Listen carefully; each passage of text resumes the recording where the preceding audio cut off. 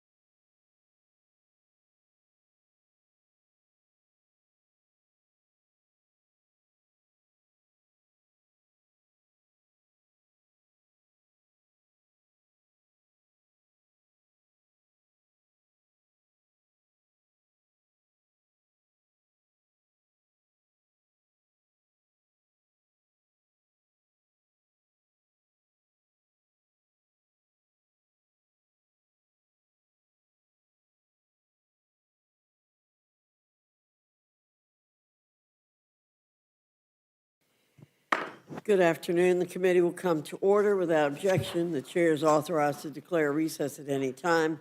Today, the Rules Committee is convening to consider four measures: H.R. 1897, H.R. 4690, H.R. 5587, and H.Res. 1182.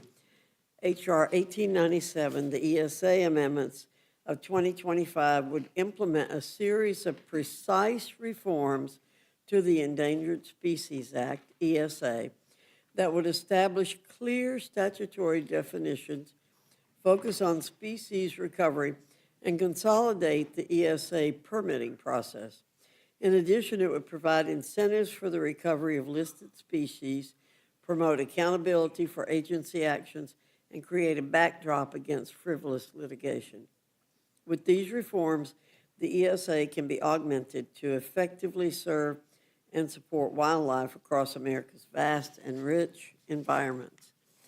H.R. 4690, the Reliable Federal Infrastructure Act, Mr. Langworthy's legislation, would strike archaic and onerous regulations that are not oriented to present-day construction realities.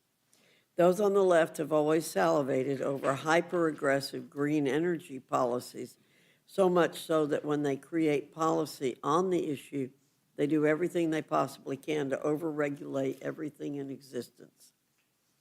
What's the result? A serious lapse in common sense, increased cost burdens, mandates being used like edicts, and arbitrary efficiency targets that are categorically insane. This legislation works to undo that madness by helping rein in inflated construction costs boost the timelines of projects, unleash innovation, and facilitate an overdue return to common sense in policymaking. H.R. 5587, the Harnessing Energy at Thermal Sources Act of 2026, hastens the production of geothermal energy development while lowering costs and cutting regulatory red tape. This legislation makes a series of clarifications that will help unbind the hands of geothermal operators, thereby accelerating the development of this important energy source. It would strike duplicative federal permitting requirements if a state-issued permit has already been issued to the operator. Further, it would also allow geothermal projects to advance when the federal government does not have a controlling stake of the subsurface geothermal estate. And finally, we'll turn to HRES 1182, a resolution in support of the invaluable contributions made by rural communities across America and the policy progress that has been made in support of them. This important resolution will serve to bind Congress to a commitment of delivering for rural America. We are utterly dependent on our rural communities for food, energy, and American-made products, and yet decades of federal policy have let these communities slip through the cracks. As this resolution lays out, the 119th Congress has turned this dynamic around, and we must continue on that trajectory. With that, I look forward to the discussion that we'll have here today, and I now yield to the ranking member for any comments he wishes to make. Well, thank you, Madam Chair. So after Republicans' late-night shenanigans last week, I think it's important to recap what happened so that the American people understand exactly what went on here. Republicans spent most of last week negotiating with themselves over FISA. The biggest point of contention has been whether to include a new requirement that a judicial warrant must be obtained before searching through previously collected data if that search is an effort to obtain the communications of U.S. persons. That's key. It's about searches of already collected data. Under current law, no warrant is required for that kind of search. Many of us on both sides of the aisle believe that should change. That is exactly what the Biggs Amendment we offered and voted on in this committee last week would have done. Unfortunately, my Republican friends voted to not make that an order. But instead of having these debates out in the open, Speaker Johnson worked with a small handful of Republican holdouts behind closed doors. The result? Rules Committee Republicans posted the text of a brand new bill at 10:30 on Thursday night, and then told us we would be on the floor debating it within the hour. No committee meetings, no markup, only 30 minutes to review the text and get to the floor. One of the first things I saw when we got the text was a section starting with the title, Warrant Requirement. For a moment, I thought they actually had done the right thing and included a real warrant requirement, but they had not. Their so-called warrant requirement section simply restated existing law, that the FBI can't unilaterally target U.S. persons when collecting surveillance. That's already illegal, and not at all what the current policy debate is about. Even worse, the sloppy way they drafted this provision may have actually expanded warrantless surveillance in some cases, not eliminated it. So it became clear very quickly that Republican leadership, both here and in the administration, were trying to pull one over on the entire membership of this House. They said a deal was reached. In reality, no deal existed. They claimed there was a new warrant requirement. There wasn't. Republicans apparently thought that if they slapped the words warrant requirement on a section title and rushed it to the floor, members and the press would not notice that the text did no such thing. Luckily, we noticed it. We exposed it in real time on the floor, and the deeply flawed proposal went down. In the end, a bipartisan agreement was reached to clear a 10-day FISA extension by unanimous consent to allow more time for negotiations. And a part of that agreement was a commitment from Republicans to post the final product text at least 72 hours before any vote. And I hope that they honor that commitment, because the process we saw last week was an embarrassment. And it was sloppy, it was deceptive, and it was shameful. And it should never, ever be repeated. And also last week, Republicans wasted time working on a do-nothing resolution to, wait for it, pat themselves on the back for passing their one big ugly bill into law. Mr. Neguse even asked Republicans, I wonder what they're going to do next week. Are you going to introduce a different commemorative resolution? You know that was a joke, right? I mean, we did not expect you guys to take that literally. And yet here we are with another do-nothing resolution, this time recognizing the work of the House of Representatives for rural communities. Let me repeat that. Not a bill that does anything to actually help rural communities. No, Republicans are passing a resolution congratulating themselves for their own bills. I mean, you can't make this stuff up. They are literally giving themselves a participation trophy.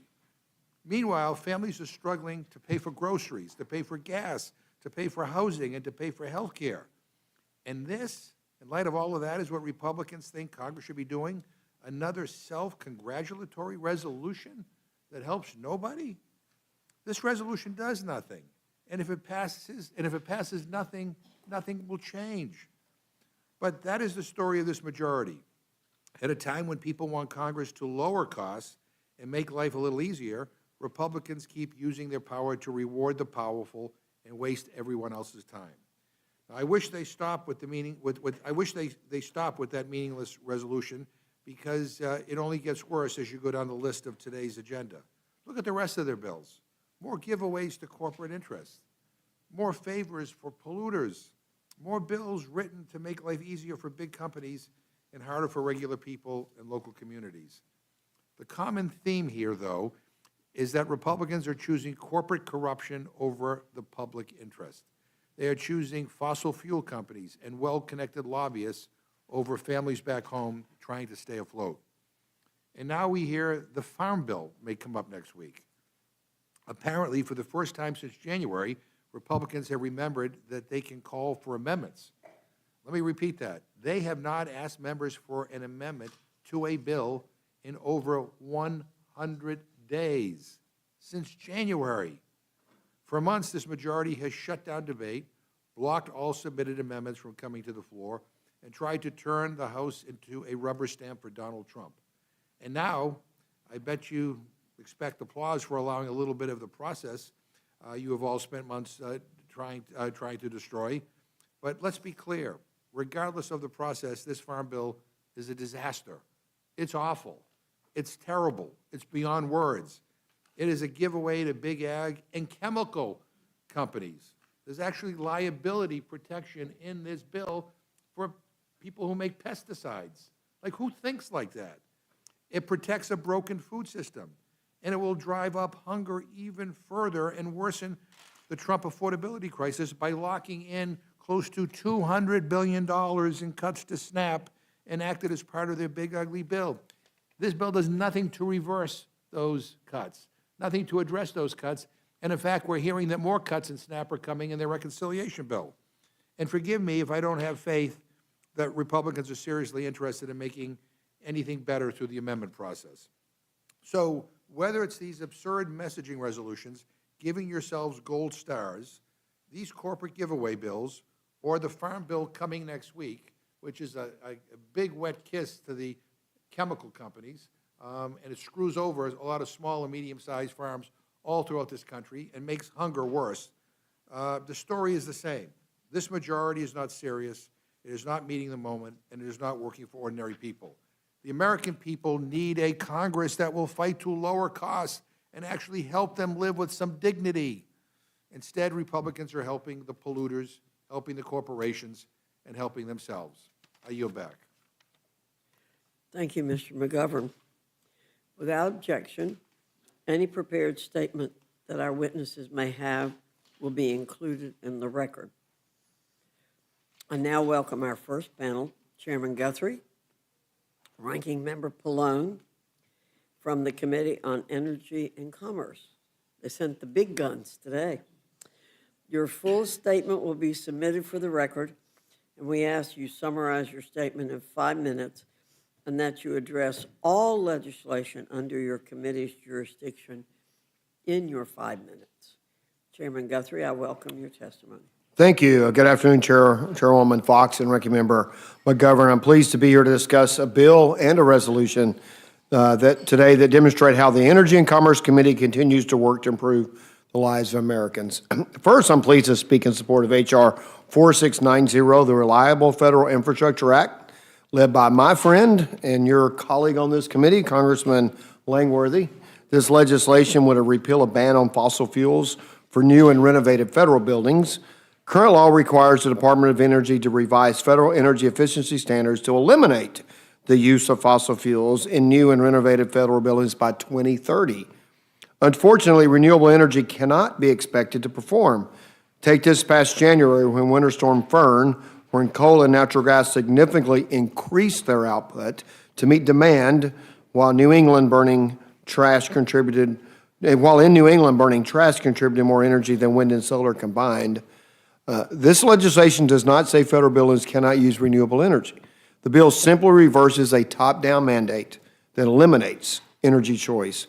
If an energy source can contribute to the electricity mix without a parallel, reliable backup like natural gas, then there's nothing prohibiting its consideration. Based on experience, however, wind and solar have not been able to keep up. Republicans in this Congress has fought for consumer choice, allowing Americans to make the best decisions for themselves when it comes to their appliances, vehicles, and how they power their homes. That's why I'm also here today to support House Resolution 1182, which highlights several additional ways in which the House Republicans have sought to strengthen rural communities this Congress. For example, we have enacted legislation to unleash domestic energy production, such as reversing Department of Energy's restrictions on LNG and requiring FERC approval that grid policies will preserve electricity and reliability. House Republicans have worked to enhance health care, quality, and access. We have also bolstered health resources for rural communities. We have also enacted the SUPPORT Act and the HALT Fentanyl Act to provide crucial resources to rural communities devastated by the opioid crisis. The Energy and Commerce Committee and the House Republican Conference have worked hard and continue to work hard this Congress to accelerate economic growth and opportunity for the American people. I look forward to your questions, and I yield back. Mr. Guthrie, Ranking Member Pallone, you're recognized. Thank you, Chairwoman Fox, and I'll submit the full statement for the record and try to summarize if that's okay. Obviously, there are two bills, one bill and one resolution within the jurisdiction of the Energy and Commerce Committee that we're considering today. But on the first one, the resolution with regard to rural areas, I have to say that I completely agree with what our ranking member McGovern said. I mean, it's kind of like, I don't know, my mother would always say self-praise stinks, and I think that's what you're getting here. In other words, it's not actually accomplishing anything. It's just basically trying to pat yourselves on the back and say, oh, the Republicans did all these wonderful things for rural areas, so let's just acknowledge that. But you're acknowledging it for yourself, which I think is a little crazy. The bottom line is if you add up all the things that are mentioned as to why you're congratulating yourselves, they don't really add up to much. Rural areas basically face the same problems that everybody else faces with higher prices, inflation, health care that is also not only going up in terms of cost of premiums, but also increasingly not accessible. I would argue that actually these things are probably even worse for rural areas. And I don't see anything in here, even if it were accurate, that would change any of that. I mean, all I hear all the time, I don't have any rural areas but in my district, but we have a lot in New Jersey. And when I go there, I hear the same thing, which is, I'm using the Affordable Care Act, and my premiums doubled or tripled because the House Republicans and the president didn't extend the tax credits or the subsidies. My gas prices are going through the roof. I mean, they're well over $4 in most of the state of New Jersey right now, and that's impacting fertilizers and the ability for me to, produce vegetables. We're the garden state, so we still produce a lot of vegetables, and those prices are going up. So it just doesn't matter. I mean, the bottom line is that whatever you say you're doing in this resolution doesn't address the real problems that rural areas today face and the rest of the country faces, frankly. So to me, it's just a nothing resolution. And again, praising yourself, which you really really shouldn't be doing. That's not what we're here for in Congress, to talk about how wonderful we are. But the other bill, the Reliable Federal Infrastructure Act, is just another handout to the fossil fuel industry. It repeals a fossil fuel phase-out that was set up in a bipartisan manner under President Bush. In other words, the idea was, and I was here, was that we were trying to have the federal government kind of lead the path away from fossil fuels because we knew that clean energy was cheaper. We wanted more efficiency.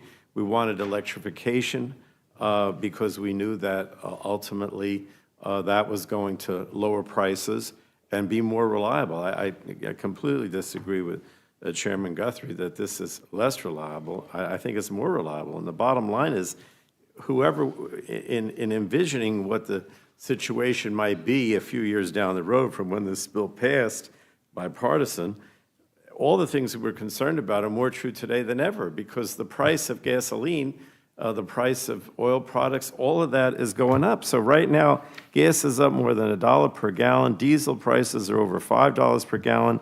Residential natural gas prices have increased by 13% since President Trump took office. And so the prices are surging thanks to Trump's reckless war in Iran.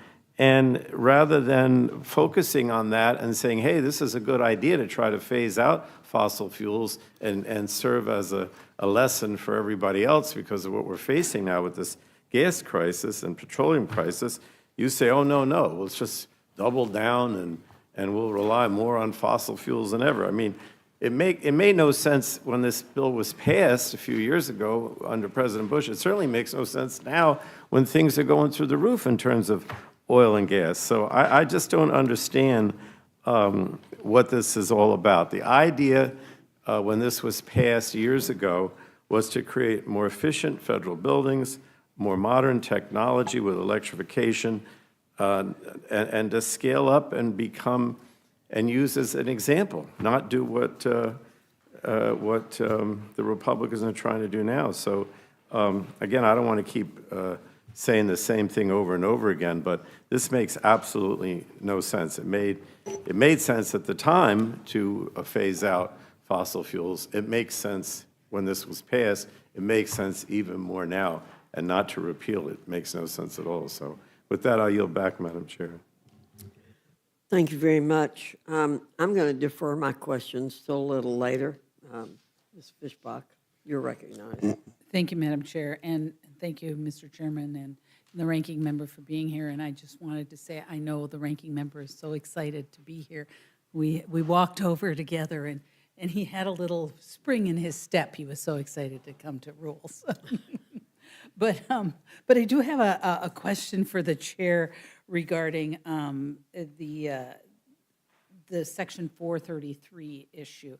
And, it may have good intentions, but I think that that it has been a concern before under other administrations. And I'm wondering if maybe you can talk a little bit about that, because this isn't something new we're trying to address. Well, thanks. Yes, as my friend, the ranking member, mentioned, this was 2007, and so the fossil fuels are supposed to be ramping down starting in 2010. And it's just been difficult for every administration. We've not met the goal. So it started in 2010 to completely be eliminated by 2030 in our federal buildings. And in 2007, that was before the Shale Revolution, that was before the Permian Basin of West Texas was considered.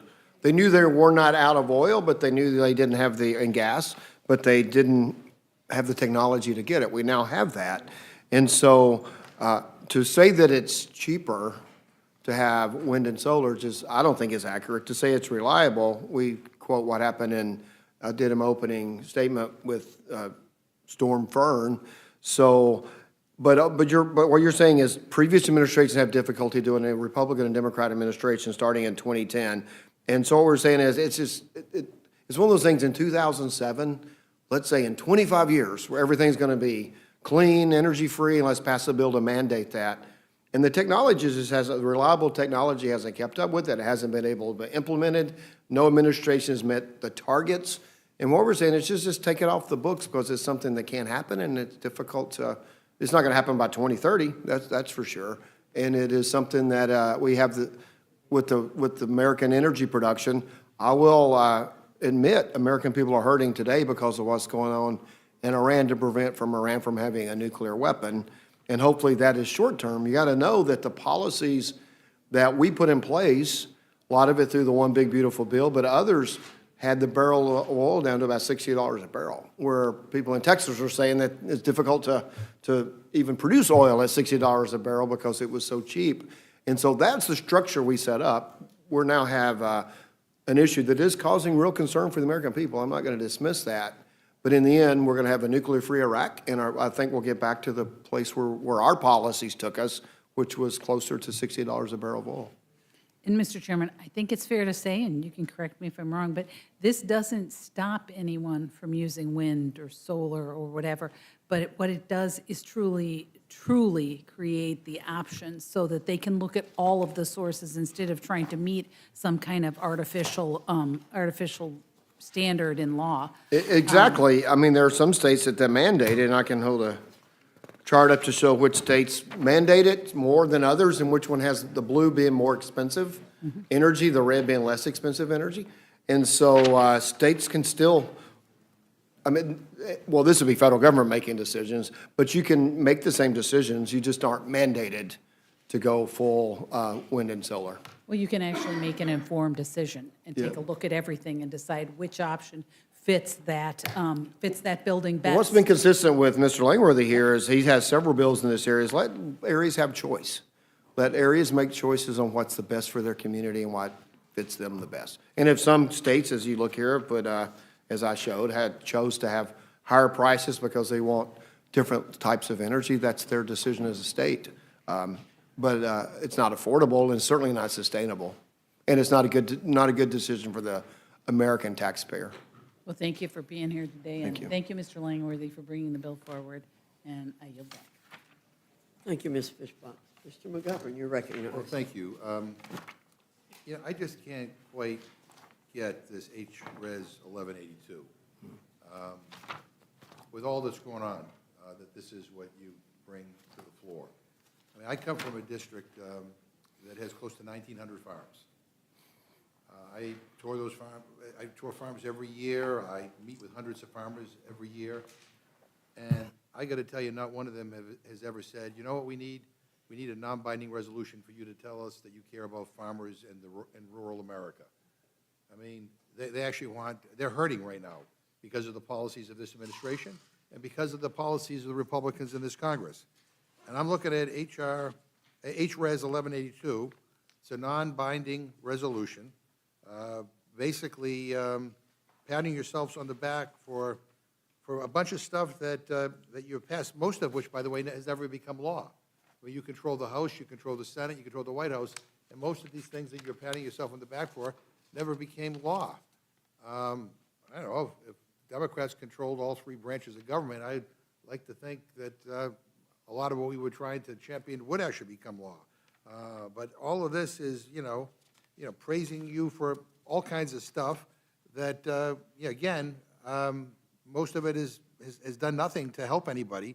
I mean, actions speak louder than words. I mean, this resolution is 5 pages of words with literally zero action. 5 pages of words with literally zero action. Again, 20 of its 27 clauses are just Republicans congratulating yourselves for bills you have already passed, and as I mentioned, most of which have not become law. I mean, the resolution can't become law. Only says it supports rural America in the title. I mean, I'm looking through the actual text, and it basically just pats House Republicans on the back for strengthening rural communities. I mean, I'm trying to understand what the goal of this bill is. Chairman Guthrie, maybe you can explain to me, like of all the things going on right now, with all the challenges that rural communities and our agricultural communities are facing right now, like why is this a a priority. Well, I think it's important to show, and there's always sense of Congress and different resolutions that we pass, and that the work of this Congress has been to support rural communities. I can go through the list of whereases in the bills that, for example, the Support Act, which helps people with recovery, Halt Fentanyl Act, which is devastating not just rural America, but all of America with drug and substance use disorder. I can go through the list if you want, but the idea is to say that we are working to help rural Right, America. but none of this in this bill does, this bill does nothing to address anything. You know, the resolution pats Republicans on the back for, quote, historic investments in rural health care. And you do that at a time when over 338 rural hospitals are at risk of closure, conversion, or service reduction from substantial health care cuts in the Republicans' big ugly bill. By the way, including 35 hospitals in Kentucky. You know. That's a list from our governor. That's not an accurate list, actually. Well, I visited there's several of those hospitals in my district, and I went to them, and they said they don't know why they're on the list, they're not looking at closing, and all it did was scare their employees. Well, you have $1 trillion in Medicaid cuts coming, plus a whole bunch of other wonderful things that have yet to kick in. You know, be prepared to have your phone ringing off the hook. You know, I think Massachusetts is getting 162 on million. on food insecurity and poverty, they're higher. They're higher in rural areas because of your policies. And they're getting worse.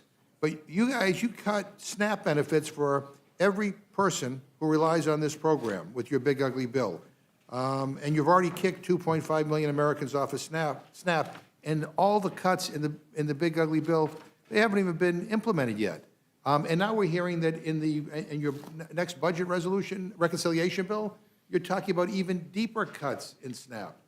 You know, just so people on this committee understand, because I think sometimes you don't, but the average SNAP benefit is about $2 per person per meal. You know, and that's the benefit you're going after. And again, already people are losing their benefit. Hunger is getting worse in this country. Food insecurity is getting worse in this country. It is also a health care issue, which means more costs for our medical institutions. So nothing in this at all addresses any of that. And I'm just trying to look, you know, I mean, USA Today says 70% of farmers can't afford fertilizer.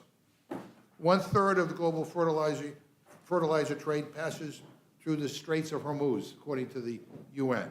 I mean, I don't think my farmers can go with this bill and go in and purchase fertilizer at a cheaper rate because passing a sense of Congress resolution that does nothing.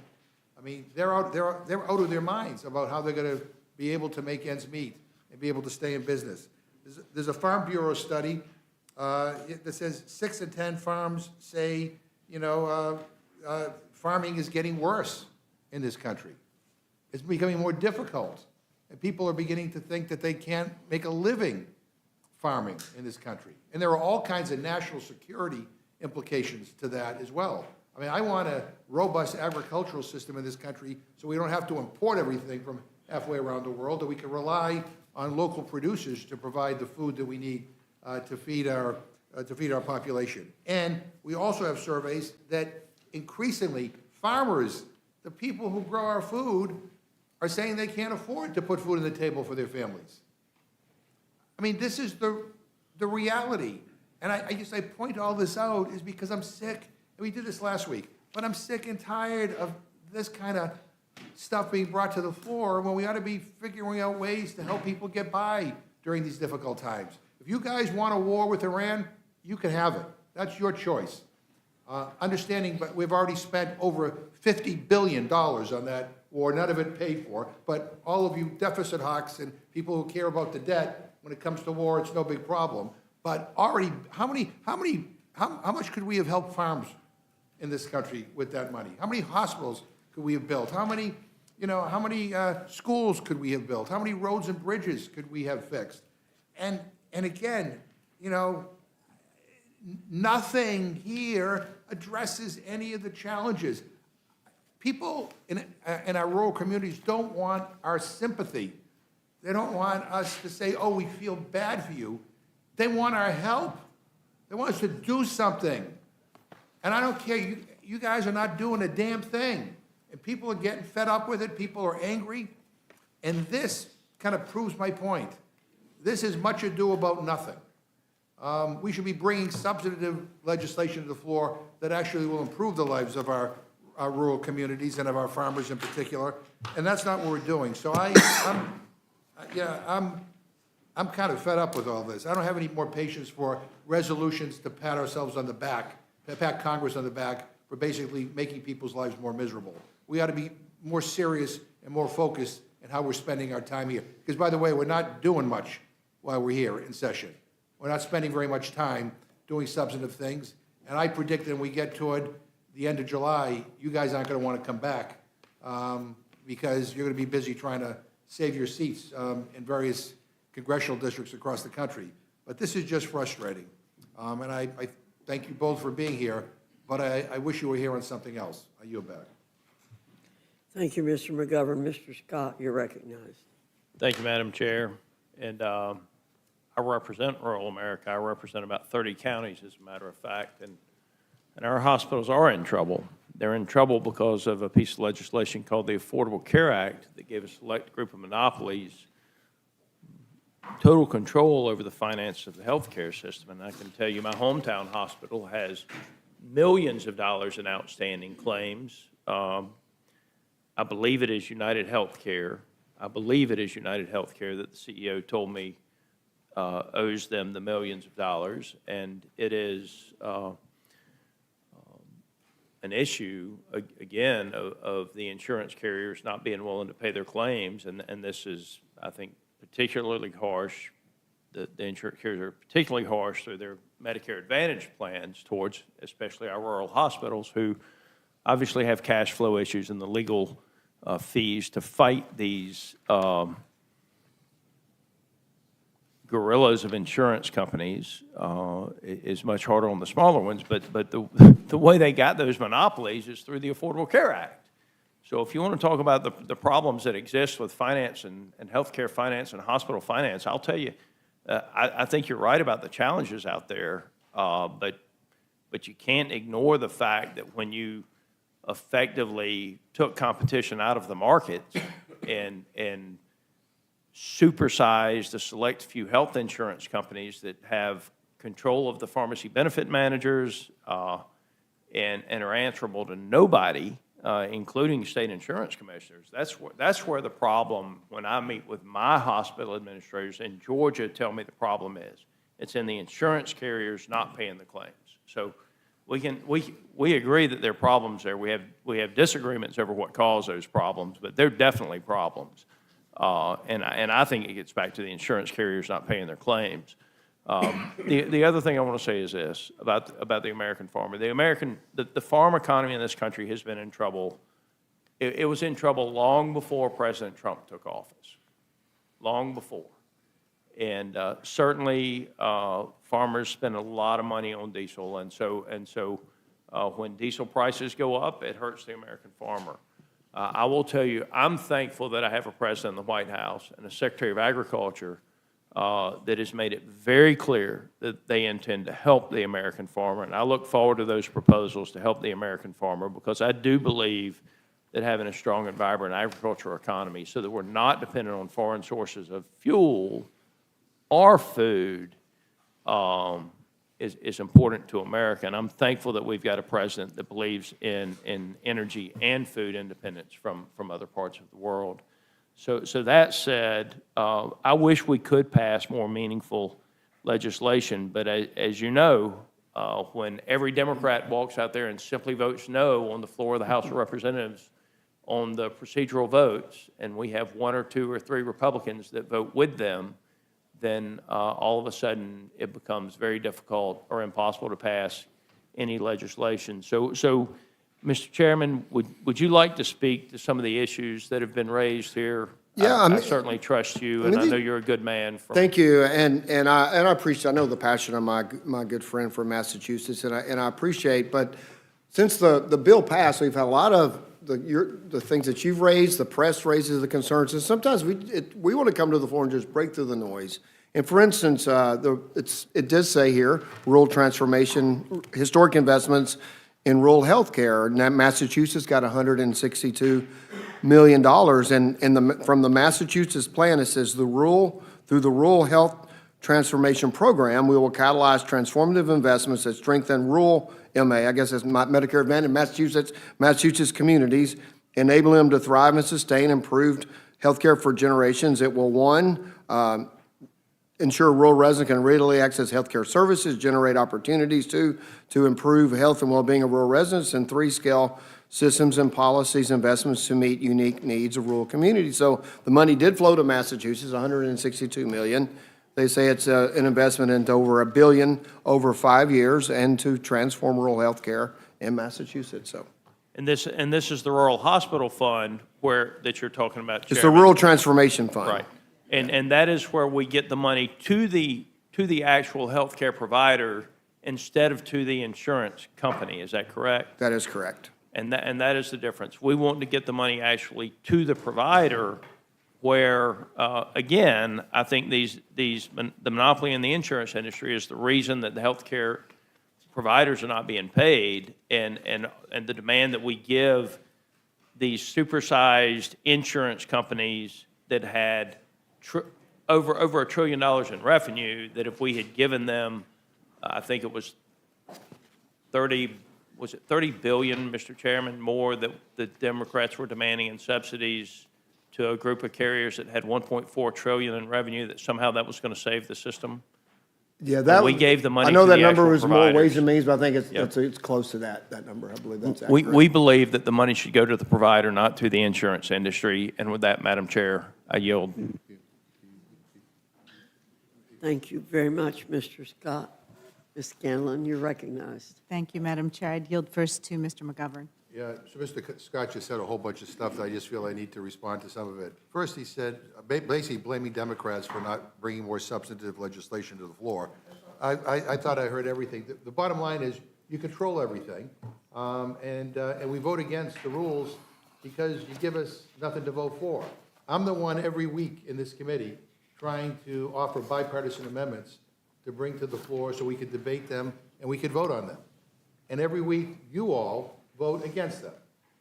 So if you want Democratic support on process, maybe work with us and make a few things in order. The idea that we should just go along to get along and get nothing in terms of what we care about, I mean, that's ridiculous. And in terms of big insurance companies, hey, I'm one of the biggest critics of big insurance companies around here. I have no, if we were bringing a bill to go after big insurance, I'd be happy to join with you.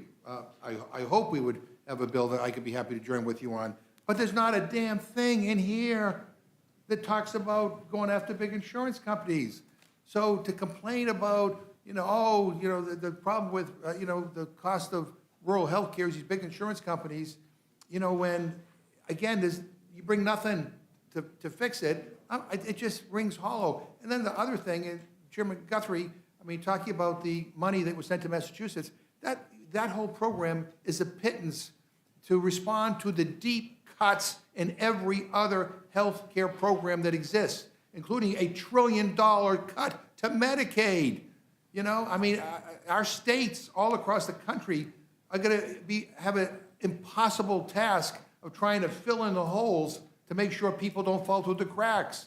You created this mess, and to throw a few dollars here or a few dollars there and say, oh, you should all be happy, you got all this. Talk to your governors. Talk to the people who run the healthcare agencies in your states. They are panicked. And by the way, talk to your farmers. The price of fertilizer, the price of diesel, going through the roof. And this is what we bring to the floor. A bill that expresses the sense of Congress that we care about our rural communities. People have had enough. I thank the gentlelady for yielding. Thank you, Mr. McGovern.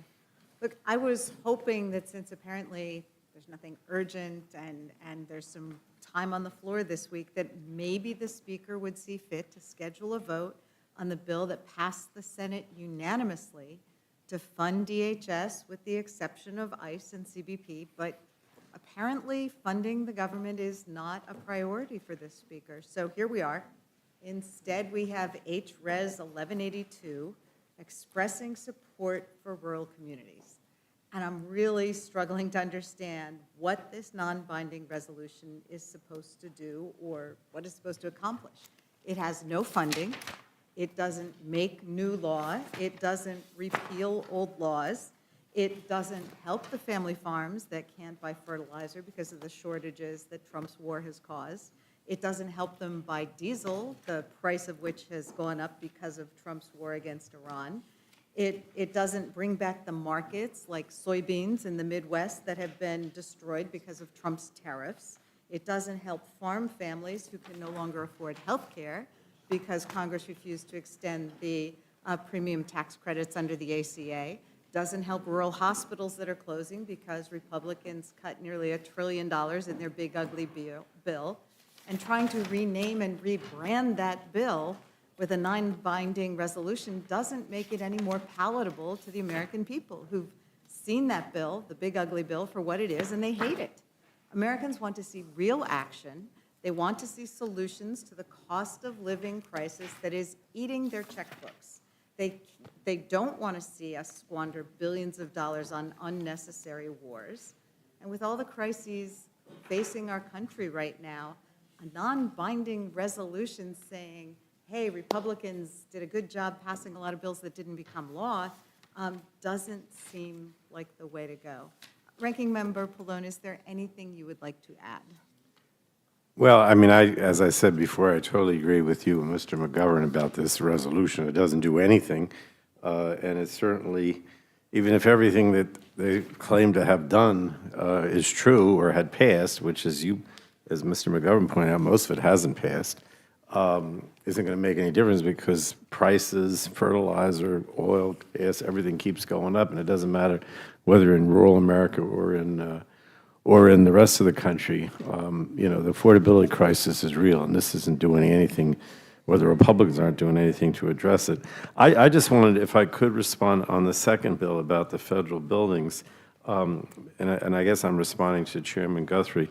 You know, he kept saying, well, if you eliminate this mandate that federal buildings move towards away from fossil fuels, towards electrification, towards more efficiency, they can still be efficient, they can still electrify or use clean energy. But that's not going to happen under the Trump administration, right? In other words, if you eliminate the mandate, then the Trump administration, which is so focused on fossil fuels, is going to move totally away from exactly what we were trying to accomplish. They're determined to just use oil and gas and not do anything that creates more efficiency. And we've seen that with the other bills that have come before the House in terms of what the Republicans are trying to do. So to suggest that, you know, that somehow this is going to happen on its own without the mandate is just totally not the case.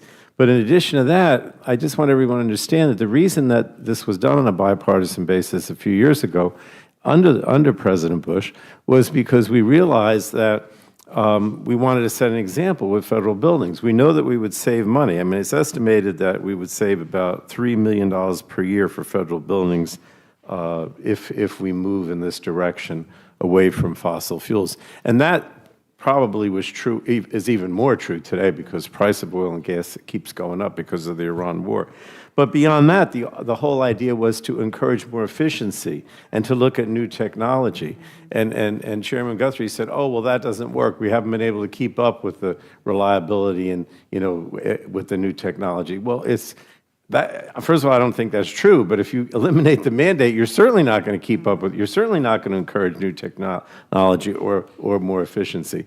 And the last thing I would say in that respect is, if anything that has happened with this Iran war has taught me a lesson, and I think everyone should understand, look at the example of China. We don't hear much about China anymore around here, maybe because, you know, the Chinese negotiated the ceasefire, right? And you know, because the Trump administration couldn't, so China negotiated it, right?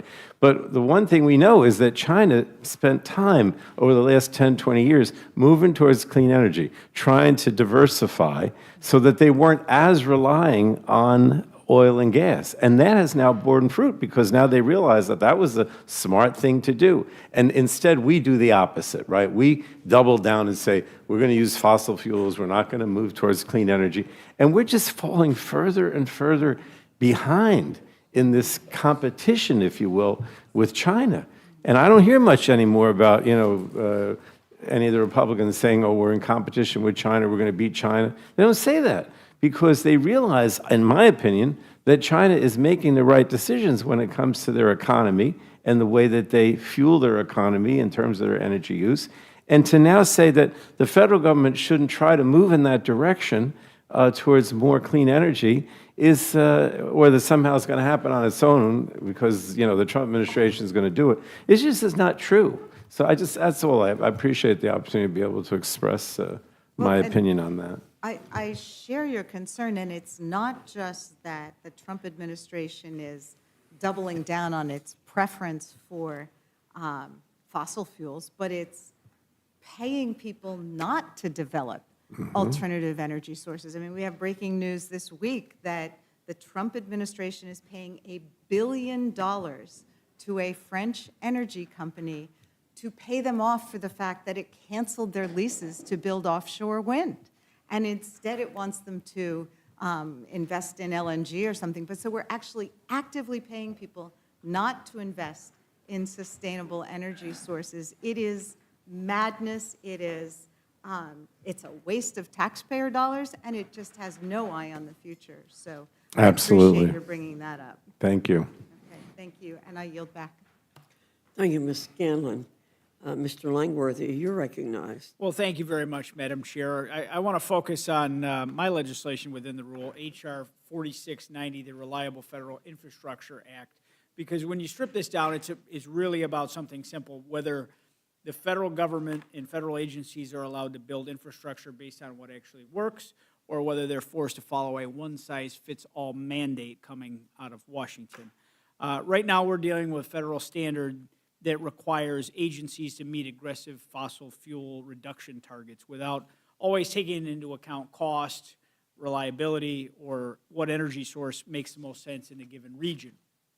Chairman Guthrie, when these kinds of mandates are in place, what does that mean for the overall cost of building federal facilities, and are we seeing projects become more expensive because of that? Well, they do become more expensive because the argument is if you take away the mandate that you won't develop these other sources of energy, you only don't develop them if they're not as efficient. If they're cheaper, and the market will go where the right price is. And so the argument that it's going to be more expensive if you take away the mandate just doesn't fit. Our area, I have Fort Knox, and the geography of geology of Kentucky is a lot of natural gas. So Fort Knox actually can go off the grid and sustain itself.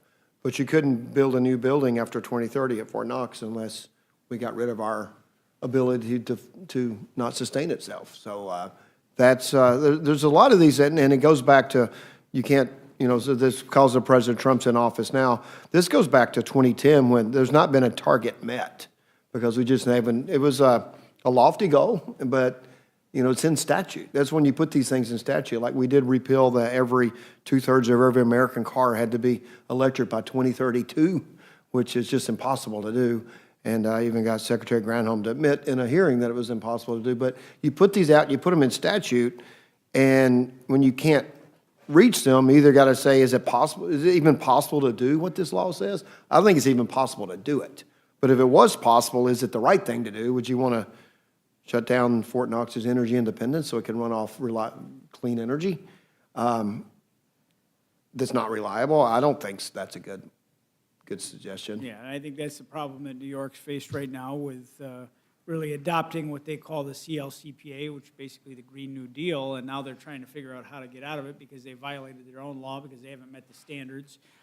It's not practical, it's certainly not reliable, and it's far more expensive on the pocketbooks of our constituents, but they can't seem to wiggle out of things politically. I want to ask you, I know you're asking me, Corey, can I ask, I know I went to college in New York, and a lot of people in my area think of New York as New York City, but it's an extremely rural state once you get up the Hudson River. And so do those, I would assume that those mandates that New York has put in has affected farmers more than anything. Their electricity It's rates, affected- because when you look at the blue states, I mean, most of these blue states, California, Illinois, are massive farm states, but look at where you see the expense. It's had to affect your farmers. My district is massively rural, and it's certainly hurting, you know, these arbitrary standards have hurt across the board, including our farmers. I mean, the amount of demand needing to come out of our grid that can't meet that is really hitting people in the pocketbook now as the mandates come onto the utilities to build out the grid. Let me ask you this, Chairman Guthrie. Do these requirements make it harder for agencies to choose the most practical and reliable energy option when they're planning and building facilities? Well, if you assume the agency's going to choose the most efficient and the best design, and you limit them to one design, then it does take away their ability to find the best, most practical design. Now, I'm not saying in some areas that being clean energy wouldn't be the most practical. I'd have to think hard to think of an example. But if you take away their options, it's necessarily going to limit their ability to be more practical. Right, because this standard goes far beyond, you know, putting LED light bulbs in. I mean, we're talking about, you know, fully electrified buildings in a place where electric might not be plentiful and might not be as practical as natural gas or other more traditional energy sources there. Well, thank you very much.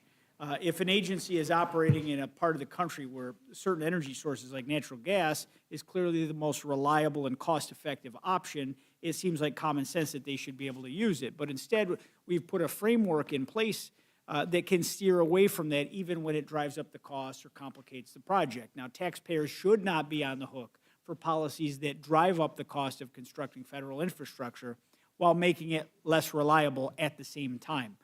Agencies should be able to tailor building design and construction to their actual needs instead of chasing arbitrary targets set in Washington that have never been met in the first place.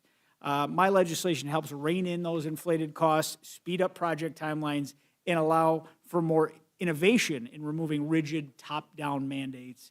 And it's about bringing a little bit of common sense back to how the federal government builds and operates. And I look forward to its passage, and I yield back, Madam Chair. Thank you, Mr. Langworthy. Mr. Neguse, you're recognized. Thank you. Thank you, Madam Chair. Good afternoon, Chairman and Ranking Member. Appreciate you both being here. I believe that the Ranking Member perhaps expressed some thoughts early on during the course of the hearing, at least that's my understanding, that reflected some of the comments that I made in the last hearing that we held when we were here a week ago. So just by way of background, so that the Chairman and Ranking Member, you both can have full context for some of my questions, I posed what I thought was a authentic and candid question to my colleagues last week, but apparently has been more of a rhetorical question, which was, are we going to continue entertaining these commemorative resolutions? Do Republicans intend to spend every week here into perpetuity, or at least the remainder of the 119th Congress and the Republican majority, spending their time doing commemorative resolutions? Lo and behold, we're back, and we're doing the same thing again. H-Res 1182. Chairman Guthrie, the resolution here, I'm going to quote, this resolution says, expressing support for rural communities across the United States, right? And then I'm just going to jump a little bit. It says, quote, and recognizing the work of the House of Representatives in the 119th Congress. What does that mean to you? What you say, recognizing the work? What is the purpose of this resolution? It's to recognize your work? The work the House of Representatives have done for rural communities. We talked about the Rural But why do we need to do that? Transformation Fund. What do we need? Well, Why do we need to recognize you? What do we need to recognize me? I'm working the work of the That's House. what this resolution is doing. Well, the work of the House of Okay, Representatives. why do we need to recognize the Republican Because majority? as you've heard, there's been a lot of rhetoric here, even today. Sure. About, you always, my good friend always heard the big ugly bill, he always says that. And we don't say they're good things. There were really good things that were done in the bill. But why do we need to- I just did roundtables with people in my district getting $3,000 I back who understand work that's for your tips, position, blue Mr. collar Chairman. I guess what I'm people. saying is, you have a position. But it's an opportunity- Hold on, let me just, Okay. you believe that the Republican majority has pursued policies that have benefited the American people. The ranking member disagrees with that. Why do we need to pass a resolution saying, quote, recognizing the work of the House of Representatives? Why do you need that recognition? Well, we Why need do to you all pass need a- this pat on the back? I think we need to pass a resolution to cut through a lot of the noise that's been out there to say that we have worked hard for the rural people So this in is a press country. release? That's This basically, it's a resolution. well, no, I understand that it's a technical resolution, but I guess my point is, it functions as a press release because it doesn't achieve anything. It's essentially a tool that the Republican majority is using to Well, recognize it's a themselves. statement of our. I'll it's just a say, Mr. statement. Chairman. You voted for resolutions before in the Your past, I'm predecessor, sure. the person who, not your predecessor, excuse me, the ranking member who was, excuse me, the chairman who was here last week presenting on the other commemorative resolution that we did. At least that resolution did not say at the top and in the conclusion that the whole purpose was to recognize yourselves. I mean, that I think is very Was to new. recognize all of us. Some of the things Well, some of well, the I things don't- in this bill we all voted for. The Well, Support I hear Act, you. a lot of us Uh, voted for the Support Act. I mean, it's. We didn't work vote it for out. the big ugly bill. the You big voted, beautiful a bill, lot or- of you voted for the Halt Fentanyl Act that helped rural communities, the Support Act that helped people that are suffering from, matter of fact, your colleague from Colorado was the co-sponsor of the legislation. And so it's My not just humble- listing what the Republicans did, it's I hear listing what you. Congress did. My humble request would be, because I don't, well, I don't want to speculate, but I suspect this is not your brainchild, this resolution. Did you come up with this resolution? I worked on the Support Act with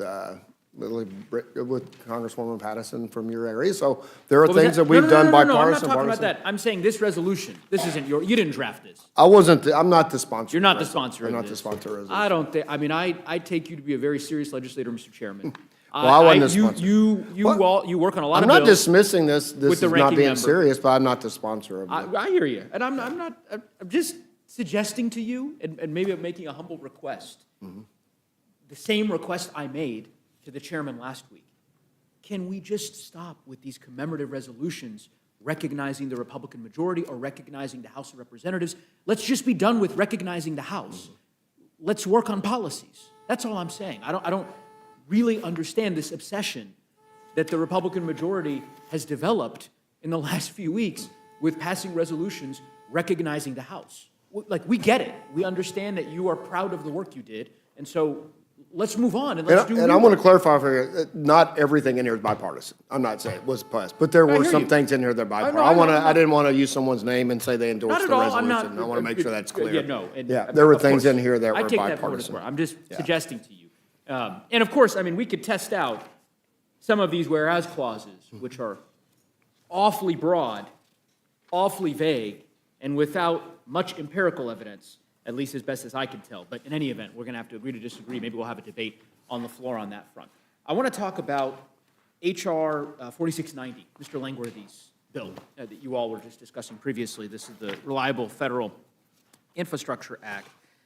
Now, as I understand it, this legislation essentially repeals the requirements that existed previously that were originally enacted in 1976. Is that, I think 2007 is what I know. well, I guess but- the original law was passed in 1976, and then it was amended in 2007. And then in 2007 was Correct. the So basis. 1976, right, the original Right. law is signed by a Republican, right, by Gerald Ford. Would have been Gerald Ford in 76. Correct. Yeah. And then in 2007, this bill passes, signed by President George W. Bush, Correct. Republican, right?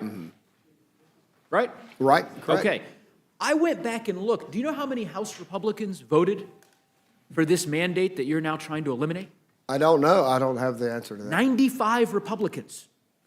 95 Republicans. A lot of them are still here. In fact, some of them are on your committee. Mr. Bill Crayas, I don't want to pronounce this right. Bill Crayas, is that? Bill Baracus. Baracus. Mr. Bill there- Baracus. 2007. Was he here in 2000? He was. His father was here too, so I don't know if it was him or his father. Oh, but maybe yeah. is this his son?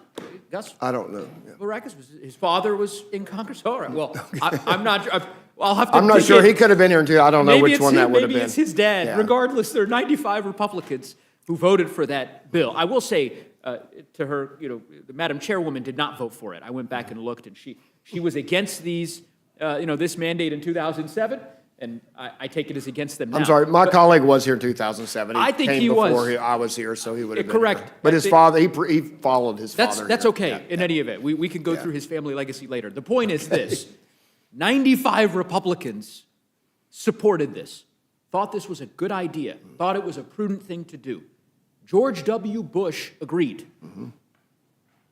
This Republican Party that you're a member of, very different than I think the Republicans that most of the country has been accustomed to in the past.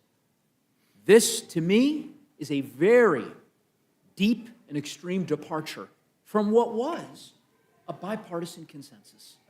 That we ought to, well, we'll see.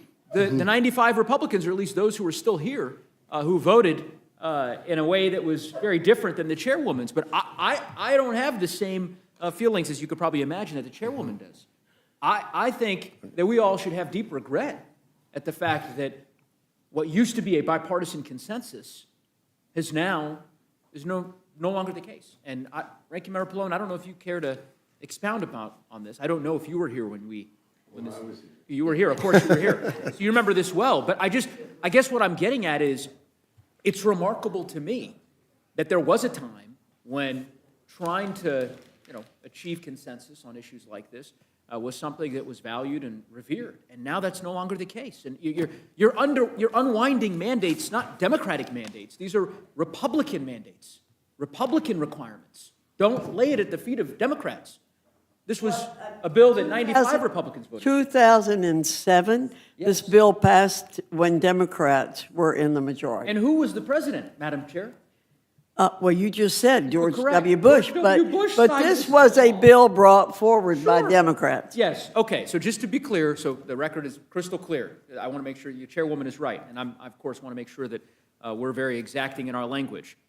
The original legislation signed by Republican President Gerald Ford, amended 35 years later, with the support of 95 House Republicans and a wide bipartisan margin in the United States Senate, and signed into law by Republican President George W. Bush. This is the requirement, Ranking Member, that your chairman and his colleagues find to be repugnant and odious and overwhelming in scope and scale. Your thoughts? Well, I'm just repeating. I mean, I know that the reason it passed and the reason it was signed by President Bush, because it was seen as something that was good for the future. In other words, the idea would be that federal buildings would set a standard of efficiency, of looking at new ways of doing things that would be more reliable, and if you think about it today, that sort of looking at the future is even more accurate, because now, with the Iran war brought on by the president and supported by the Republicans, it's the price of oil and gas is at an all-time high. Well, maybe not all-time, at least for the recent past.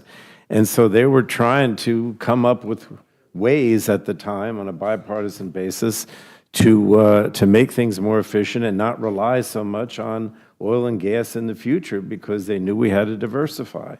The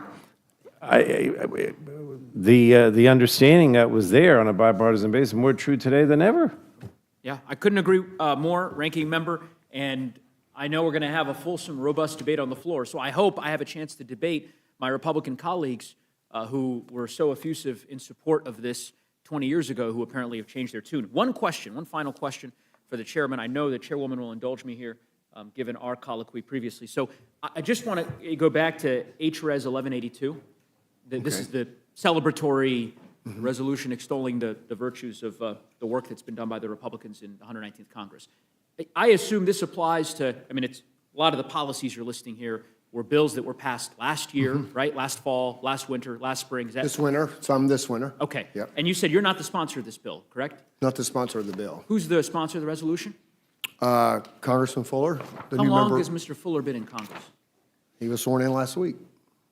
So 5 days? I don't know, that can't count the 6 days. Yeah, last week. Kind of fascinating that somebody who's been here for 6 days is the author of a resolution applauding the House Republican Conference and all the work that it's done for the last 14 months. I suppose that's not from personal knowledge. Maybe it's from reading the press releases from, from the House Republican caucus, perhaps. Anyway, I yield back. Thank you, Mr. Chairman. Thank you, Reed. Passingly interesting that for something that you all think doesn't do anything, you're spending so much time discussing it.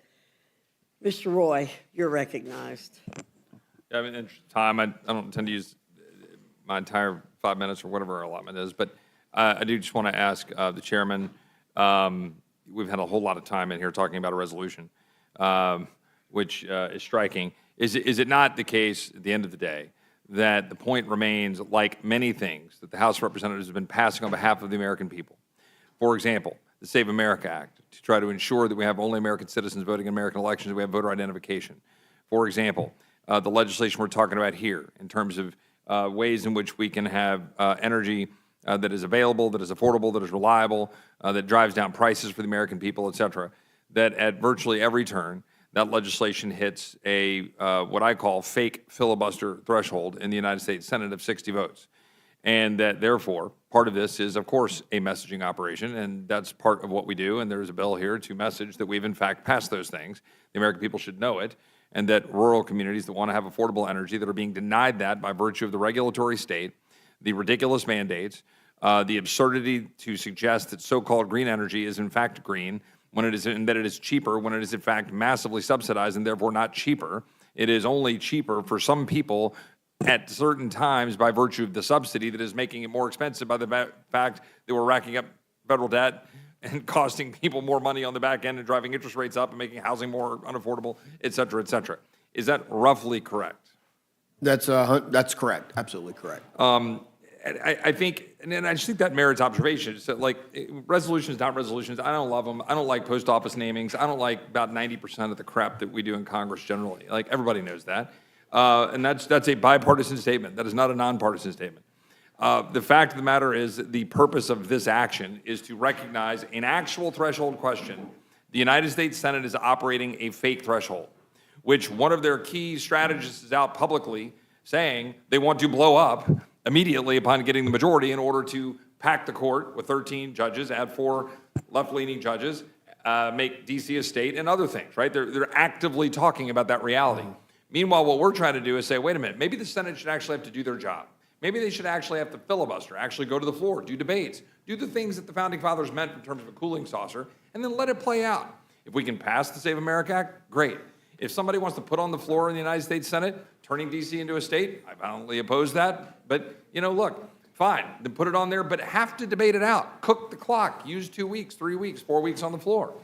The Civil Rights Act of 1964 took, I think it was upwards of 90 days, 80 days or something like that, being on the floor of the Senate. And I think it's important that, again, this resolution is a part of that, right? It's a recognition that we're trying to pass stuff and it's hitting a wall in the Senate. And thus it has been. The Senate has been used as a leverage spot at 60 votes in both directions to usually just continue the status quo. American people want to know why we're $39 trillion in debt? That's it. That's why we're $39 trillion in debt. We never actually have to have and force a vote. We never actually have to have a serious debate and force the issue. Instead, we end up in exactly the situation where it's leveraged against each other in order to force some compromise bill that everybody can get on the same page. And watch it happen on FISA, right? That's what's going to happen. The powers that be in the frickin' intelligence state are going to come together and say, we must pass clean FISA or people will die. And we're not going to have a robust debate about it because the powers that be in the Senate and the powers that be in the House and the administration, just like happened last time when I had a very liberal member of the House who voted with Biden on the floor of the House on FISA, instead of passing the protections of warrants, he chose not to side with Biden, and now he's on the other side of that argument. Okay, fine. I'm not even naming him because I'm not trying to make it personal. What I'm saying is that's what's happening. And it's happening on every issue under the sun. So I do not fault putting a resolution on the floor in order to make the case that we're trying to make. I think that's the reality. The bill, though, that you guys are here talking about, the design of that legislation, right, is to say, look, we're going to repeal those mandates because we're looking at trying to get it back to saying, well, you can't have these federal buildings have 90% requirements with respect to green energy. because frankly, it's a fraud anyway. Because it's all being subsidized, and then you're having to rely on reliable power in order to have power up in those buildings in the first place. And nobody talks about all the green negative impacts of the frickin' windmill parts getting buried all over, the country, the extent to which we're now having to have inefficient energy because they're not up when solar and wind, when you have a cloudy, windless day.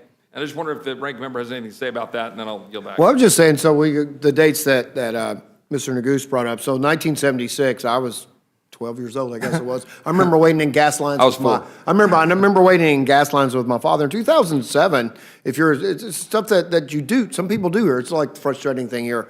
In 25 years, so it's 26, I get the math, but 25 years from now, 2030, that was a convenient data pick.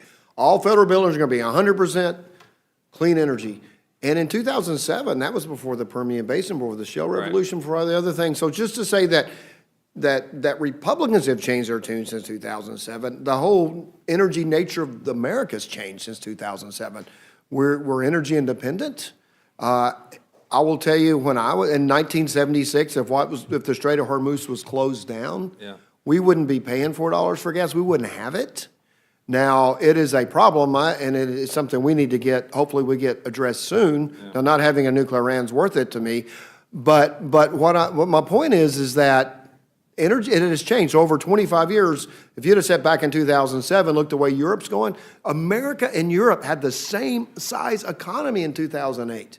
We're almost twice the size of economy. Could you imagine if America had half the economy now? Half the economy because we made decisions like Europe to overregulate, overtax, and go green, like at the level that they went. I'm all for clean. I'm all for clean energy, but at the level, do you imagine if our economy was half the size that it was? And so think about what decisions Europe made in 2007 and 8. Luckily, I don't know what happened. I wasn't here in 2007.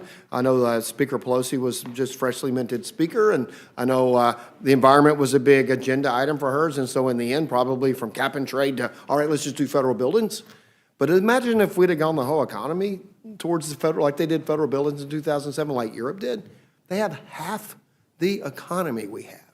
Could you imagine America had half the economy? I appreciate the chairman. I'll yield back my time. There's a lot of ways in which we should not follow Europe. That is one of them. I yield back.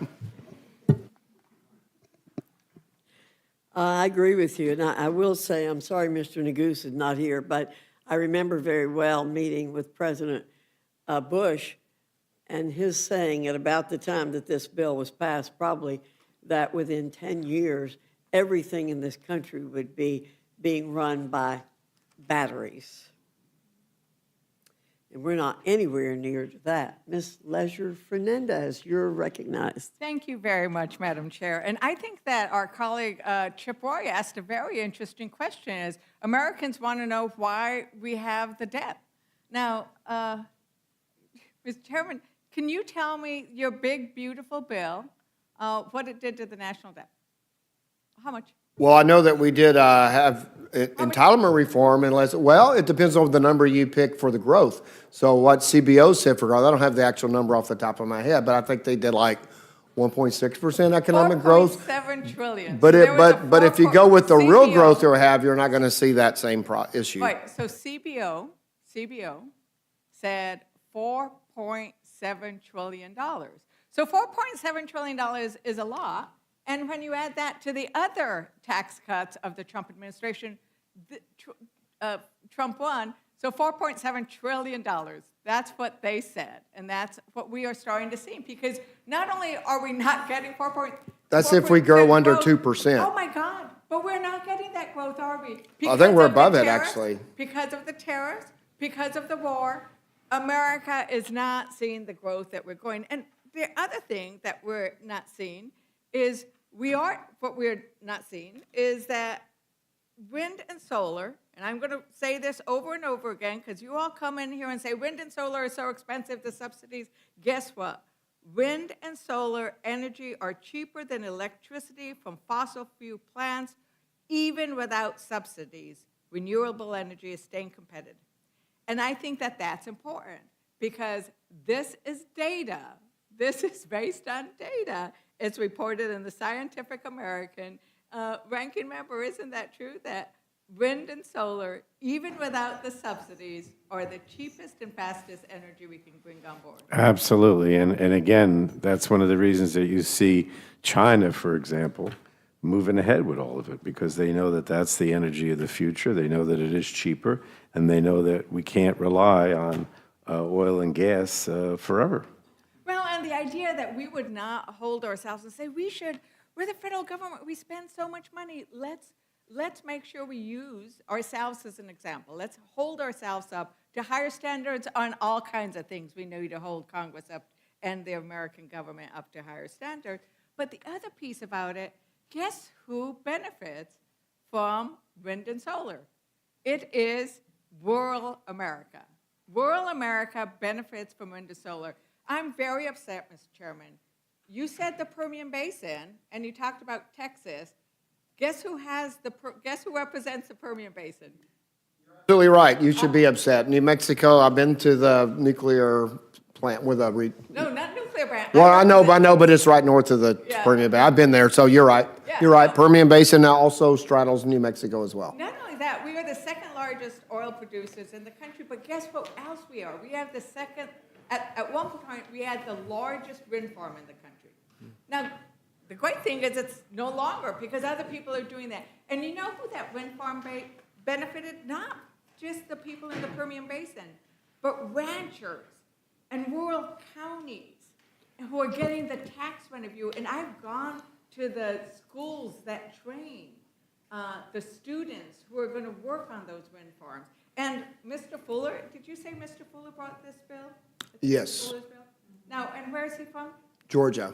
Now, did you know that in Georgia, with the IRA, they had 19 large projects, $10 billion in wages.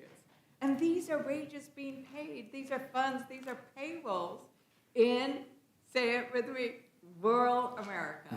And so if you're going to celebrate, pat yourselves on the back, you should also say, now, we're really sorry that we are sort of attacking the kinds of energy that's good for rural America, because that's what you're doing here. Well, we're just saying let people choose the energy. We're not saying you can't do wind and solar. Oh, We're just saying to that's choose the not- most efficient energy. That's not what's happening. When you make Well, that's it- what our bill we're discussing before the rule Yeah, today. but when this administration makes it harder and sues and stops and freezes renewable energy projects, which is about all forms of energy, when they start prioritizing, and all you guys do is bring bills that benefit fossil fuels, and you are constantly beating up on renewable energies, and you are misstating the facts about what. Well, this bill just says you can't ban fossil fuels. Well, but It doesn't say you have to use fossil fuels, you can't ban everything it. you guys do, ranking member. This is what it how many says. How many bills have they brought forward since they've been? Well, the point of the that matter benefit is, renewable energy? yeah, the none. And you know, on the Energy and Commerce Committee, the Republicans keep saying, oh, we're for all of the above energy, but they don't do that. They brought no bills. that benefit Absolutely. rural. But Now, beyond that, it also would say that, as I said before, that if you eliminate the legislation that was passed in 2007 that mandates that you move towards renewables, they're not going to consider renewables at all, because that's the legacy of the Trump administration. They just want to get out of this so that they can then say that every federal building has to be powered with oil and gas. That's what they're up to. Mr. Chairman, do you remember how much, when the oil and gas companies went and met with candidate Trump, how much he asked them for as campaign I contribution? have no idea, I've never It heard was that. $1 billion. Yeah, I have no He idea. asked him $1 billion, and then he said he'd really do well by them. They didn't quite make the billion, but they have done pretty good by him, and he has been well by them. I will tell you, I've heard from oil people that they didn't like $60 barrel of oil, which our policies brought about, and that because it's made it cheaper for American people. Well, now he's really doing a good job of raising those gas, that per barrel price, which will be good for New Mexico, because we're going to get more income. But you know who it's really bad for? Well, I think it'd be good for the world for Iran not to have a Right. nuclear weapon. Do you know who high gas prices are really bad? Well, it's bad for people driving, everybody driving. How about rural America? It's absolutely, because they have to drive further. I'm not You dismissing have to that drive further whatsoever. in rural America. Yeah. It takes 11 hours to go from one corner of my district to another, 11 hours. It's a beautiful state, a big, It's a beautiful beautiful state. state, but you know Big, what they beautiful don't- state, isn't it? It is a beautiful state. Yeah, it but is a You know what beautiful they state. don't like? They don't like the fact that their tractors, 100-gallon tractor, diesel, It's guess how much expensive. more they're having to pay? It is more when- expensive today than, but I hopefully, not having a nuclear Iran will be Oh. important. But it is expensive. I'm not Well, it dismissing could be that. good. There was a treaty, I think, that we were involved in, that New Mexico, I represent Los Alamos National Lab, and, you know, we have the nuclear nonproliferation tools that we would have been able to use if we would have just stayed in that treaty that would have reduced that. Because there was a choice. And if you're going to talk about patting yourself on the back for everything you've done for rural America, how about arguing and standing firm against this war, which is hurting rural farmers? You heard that poll was done by the Farm Bureau Association. 70% of farmers don't think they can make it now because of the cost of the war. And then let's talk about the tariffs. You haven't sort of said everything you've done on the tariffs, but because you've done nothing to help on the tariffs. What has happened with the soybean farmers? Do you have an idea of what's happened with the soybean Well, farmers? well, under China this has just administration? recently made a commitment to buy more soybeans, so hopefully that will come to pass. Right, and we destroyed their export market thanks to Trump's tariffs. You have to acknowledge that. Well, we do trade a lot. 1/3 of every Kentucky soybean does go overseas. Not always to China, but does go overseas. And China's commitment to buy has been something the president's focused on. And we do need to get trade and agriculture moving again. Oh, I mean, that's the thing, is that we keep hearing congresspeople, Republicans, talk about that, how they're doing good by rural America, and they pass a bill that is, look at all these pages. Oh, my God. Do you know how many whereases you have in here? I don't know the Oh, number. my God, there's all kinds of I whereases. can count them if you Do like. any of these whereases lower the cost of gas, of diesel for that tractor, ranking member? Do any of these, You're talking to me. Yeah. No, I mean, it has no, it's just commemorative, as you said from the beginning. It doesn't actually do anything.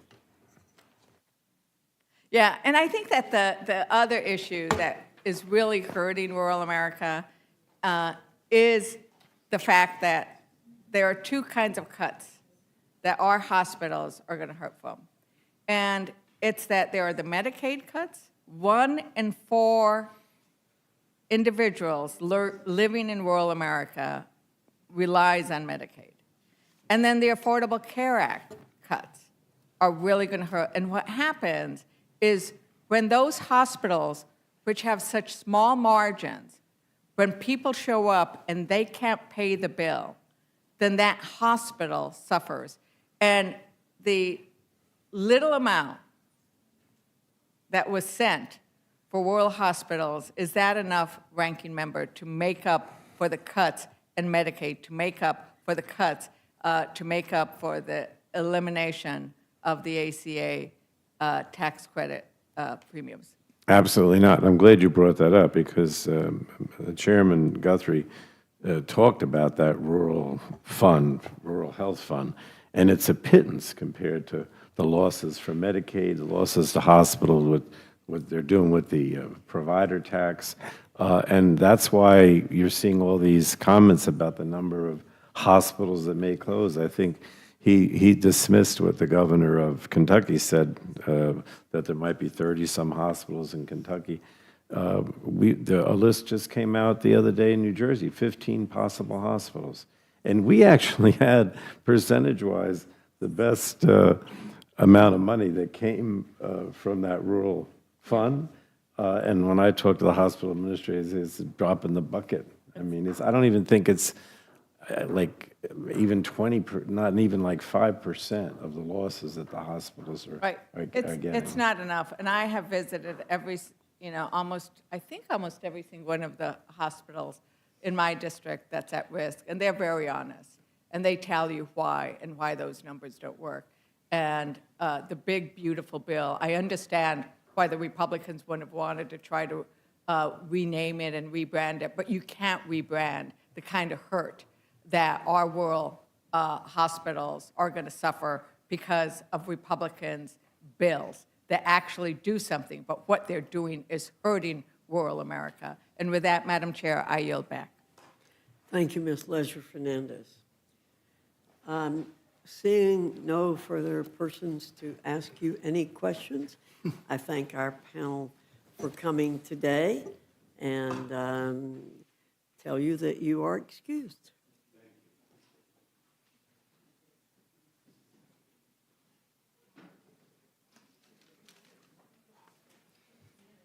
I now welcome our second panel, Representative Hageman and Representative Stansberry from the Committee on Natural Resources. Your full statement will be submitted for the record, and we ask you summarize your statement in 5 minutes. We ask you address all legislation under your committee's jurisdiction in your 5 minutes.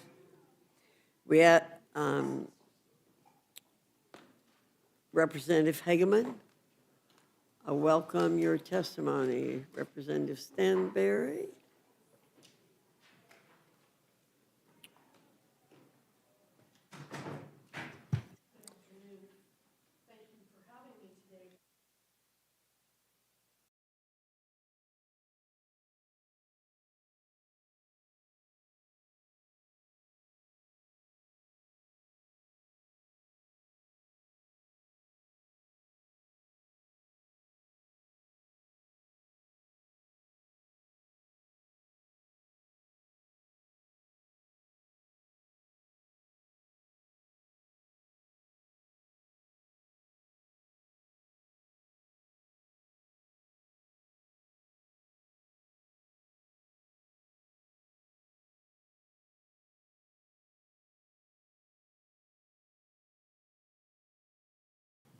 Of the ESA. Grizzlies were listed as threatened in 1975. The recovery goal was 500 bears.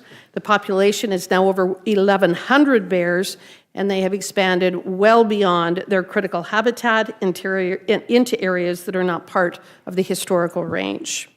They have been recovered. They have met the recovery goals for almost 3 decades. And Wyoming has invested over $50 million in grizzly bear recovery.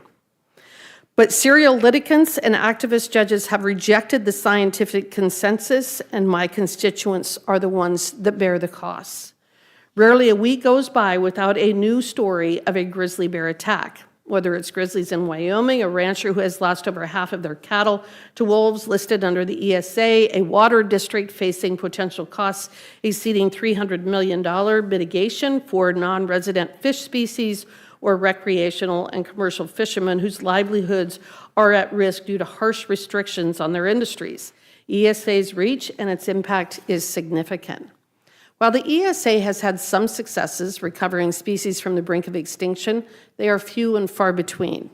The ESA's current recovery rate of roughly 3% is not something we should be proud of, and nor should we accept this as the best that our nation can do. What this also is a reflection of the fact that the ESA is no longer about species recovery and protection, but instead has become a powerful tool used to control land and water use, regardless of whether a species is thriving. It is a fundraising mechanism for the wealthiest NGOs in the country. H.R. 1897 prioritizes recovery of listed species by incentivizing private landowners and wildlife managers. It pairs objective and incremental recovery goals with regulatory relief. Currently, regulated parties see no direct benefit from a species' overall health when a species' overall health improves, only continued regulatory burdens. Under this bill, as a species improves, so does the regulatory environment. This creates positive incentives to invest in species recovery and clear pathways to species delisting. H.R. 1897 also furthers the House's work to streamline the federal permitting process. It ensures Section 7 consultations are based on the effects of the action itself and effects that are reasonably certain to occur, not worst-case scenarios dreamt up by federal bureaucrats. The bill also codifies the environmental baseline to include existing infrastructure, ensuring federal agencies focus on the effects of an action in today's terms, not on hypothetical effects from decades or even centuries ago. The last time Congress reauthorized and amended the ESA was in 1988. In the nearly 4 decades that have passed, the reach and impacts of the ESA have grown exponentially. Now is the time for Congress to act in a bipartisan way to improve outcomes for both the listed species and our constituents affected by them. Next, we have H.R. 5587, the HEATS Act, sponsored by Representative Kim, which would reduce duplicative permitting requirements for geothermal projects operating on state and private lands. Currently, geothermal operators on non-federal land are required to undergo full federal permitting under the National Environmental Policy Act, Endangered Species Act, and the National Historic Preservation Act if they intersect any quantity of federal subsurface resources, even if the federal minerals being produced are minuscule. The process creates unnecessary delays for developers who must already comply with rigorous state-level permitting requirements.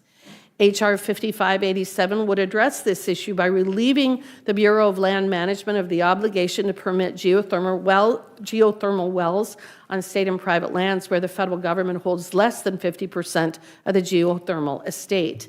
Crucially, this bill upholds strong environmental standards by stipulating that federal requirements may be waived only if operators obtain drilling permits and comply with state-level historic preservation laws. These common sense reforms will streamline the permitting process for geothermal energy projects and reduce agency workloads, allowing BLM to focus on projects with a majority federal nexus.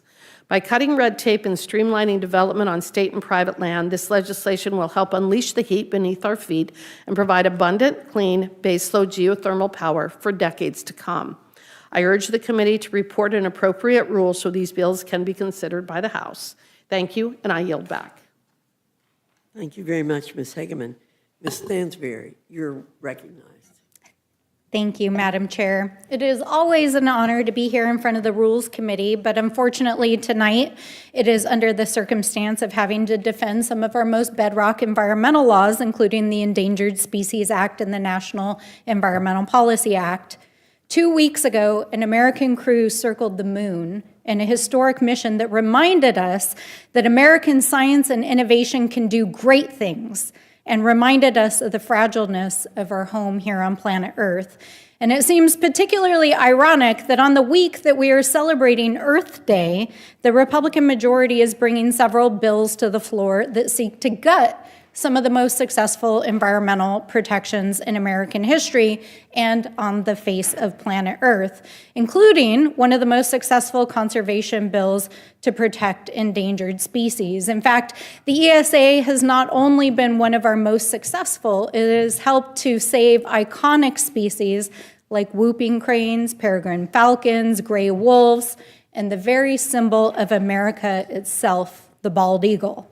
But what is particularly stunning is that these attacks come to some of the most bipartisan bills in the history of this country. In fact, the ESA was signed into law in 1973 by Richard Nixon, of course, a Republican, and passed unanimously in the Senate and 412 to 4 here in the House. It was championed, in fact, by a Republican senator from New Mexico named Harrison Schmitt, who you might recognize as an astronaut who was the only geologist to ever step foot, yes, on the moon. The passage of the ESA followed the passage of NEPA 3 years earlier, also signed by Nixon and also passed unanimously in the Senate. Why? Because 50 years ago, Republicans in this body believed that saving wildlife, protecting the planet, and investing in science was not a partisan issue, but a patriotic duty. It is noteworthy that even then, under immense pressure from the very same industries that are lobbying to pass these bills here today, oil and gas, mining, logging, and real estate development, they still pass unanimously in the Senate and with overwhelming bipartisan support. This is, of course, in stark contrast to what we see before us today. as we see those same industries pushing these bills 50 years later, but with support from our colleagues across the aisle. H.R. 1897 would gut core provisions of the ESA and threaten countless endangered species.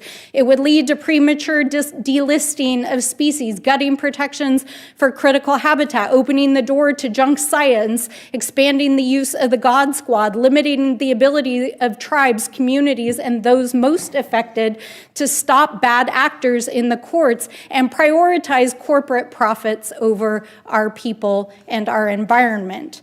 H.R. 5587, or the HEATS Act, is, in truth, a wolf in sheep's clothing, which hasn't been able to be passed out of Congress because it bypasses and guts the National Environmental Policy Act. It allows corporations to drill under public and private lands, potentially for miles, without consideration for public safety, drinking water, cultural resources, and in reality represents a backdoor to permitting that our oil and gas industries have sought for years. And all of this represents years of influence by special interests and big money in politics. In fact, the coordination between those special interests, lobbyists, and conservative think tanks culminating in Project 2025, which these bills are seeking to deliver on. In fact, Project 2025 specifically calls for the changes that are in these bills. So if you have any question about where they came from, I think it's very clear that this is all about corporate giveaways.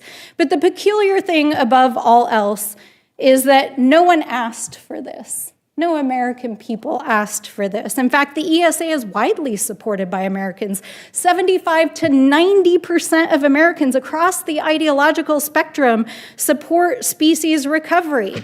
Americans are not asking you to gut protections for the red fox or the right whale or sea turtles or manatees. Oil and gas lobbyists are. And we know that they're all big campaign donors, which maybe explains why we're sitting here today. So let's call these bills what they are.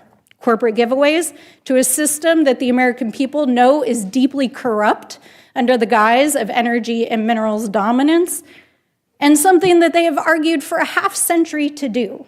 But Madam Chair, let's get back to the business of the American people, to protecting our public lands, protecting our wildlife, lowering costs, stopping these illegal wars, and representing our communities, and stop the corporate giveaways on the backs of the American people and the places that we care so deeply about, including our planet, which we are reminded this week of all weeks on Earth Day. It is our fundamental moral imperative to protect. And with that, I yield back. Thank you, Representative Stanberry. I'm going to defer my questions again and allow Congresswoman Fischbach to begin. I have some questions, and I'll come back to them a little bit. Thank you, Madam Chair. And I just want to say, wow, there was so much that was going on in that testimony that you gave, Ms. Stansberry. And I will tell you, you say nobody's asked. My cattlemen in my district whose cattle are being killed by gray wolf, they asked. They asked us to do something. They've been asking years and years and years, and I have an incredible frustration. The folks in my district have an incredible frustration regarding the gray wolf population because they have recovered. And the only reason that they won't do anything about it is because the politics of it to make sure that that recovery is not public, is not something they acknowledge scientifically, but they have recovered, and they're killing animals. I mean, I don't know how many photos I've seen. They can take down a huge animal, a cat, a steer. They take dogs. They've killed dogs. They kill family dogs tied up in the front yard in these. So when you say that nobody asked, my folks have been asking us to do something about this in particular. And so I know there was a lot going on in your testimony, but you really, we have to help these folks. And these animals, the gray wolf has recovered. And I just wanted to give you Congresswoman Hageman the opportunity to respond to some of that because there was so much going on, so many accusations. Well, I think that you're exactly correct, and I think that the hysteria itself is indicative of the misinformation that was provided to this committee in relation to the Endangered Species Act. The reality is that the Endangered Species Act, as I have pointed out, is no longer so much about species recovery or protection. It is a zoning ordinance. It has become a mechanism by which very wealthy NGOs can control large swaths of land and water resources. And are there endangered and threatened species in the United States? There absolutely are. And everybody on this side of the aisle wants to invest the money and the resources to protect those. The whooping crane is a perfect example of that. But when we spend the kind of money that we do on the gray wolf in Minnesota or Wisconsin to keep it on the list, when we spend the money and the resources that we do to keep the grizzly bear on the list in Wyoming in the greater Yellowstone ecosystem, we are no longer able to spend those funds where they are needed, such as on whooping crane recovery. One of the things that strikes me as so odd in Washington, D.C. is nobody seems to have ever heard of the concept of opportunity costs. They act as though we can continue to spend unlimited amounts of money and resources on something that is fully recovered by every single definition the grizzly bear has recovered. Both Democrat and Republican administrations have stated that the greater Yellowstone ecosystem grizzly bear is recovered. Yet there is a judge in Montana that the enviros run to. They shop for the jurisdiction. They venue shop. They run to him every time. And as soon as the agency, the people with the so-called expertise, move to delist, they run to that judge and he relists the grizzly bears. They used to do the same thing with the gray wolf. I filed my first lawsuit in 2002 over the recovery of the gray wolf in the state of Wyoming. We met the recovery goals by 2002. Within 7 years, we met the recovery goals after they were introduced into my state from Canada. Not reintroduced, introduced, brought in, an apex predator, brought in and shoved down the throats of our cattle producers, our sportsmen, our outfitters and guides. Within 7 years, Wyoming's efforts, we had fully recovered that species. It took me 15 years of litigation to finally get a Circuit Court of Appeals here in Washington, D.C. to approve the Wyoming Wolf Management Plan because it was perfectly robust enough to protect that recovered species. In 2017, they were finally delisted in the state of Wyoming, and we have done a fantastic job. The state of Wyoming has done a fantastic job of managing and protecting the recovered gray wolf population. But what they're also able to do is manage and protect other species as well. Not just our livestock producers, not oil and gas producers, but to protect our other species as well. Our elk population, our moose population, our deer, wild turkey, our dogs. All of that, we are able to do it all. And that's why this hysteria of having this idea that only the federal government is able to manage these species has been belied by everything that has happened since the Endangered Species Act was adopted in 1972. What this modernization does, what these policies do, is actually make sure that there is much more of a partnership between the federal agency, our state agencies, and the landowners who are the ones that are responsible for protecting these species, not the people sitting in Washington, D.C. Those are the ones that actually protect these species. Those are the ones that pay the cost when you have the bureaucrats and the judges and the very wealthy environmental NGOs that refuse to allow for reasonable management of these species. I've been to Minnesota. They call the north, there's no deer left. The wolves have killed them. It is a dead area because of the gray wolf in Minnesota.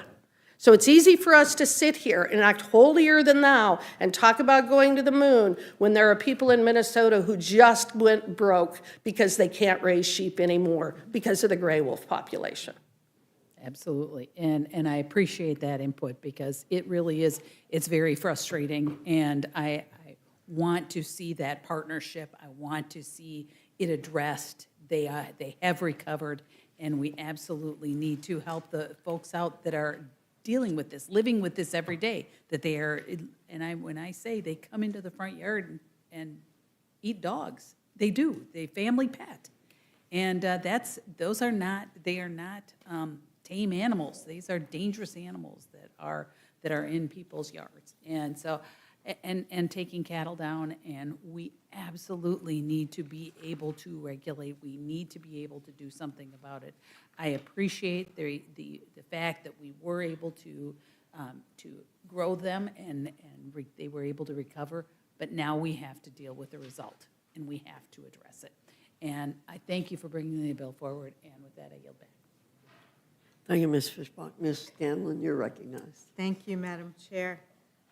Look, all year, House Republicans have been prioritizing bills that attack our nation's protected lands and our endangered species. And today, we have a bill that would end the Endangered Species Act as we know it.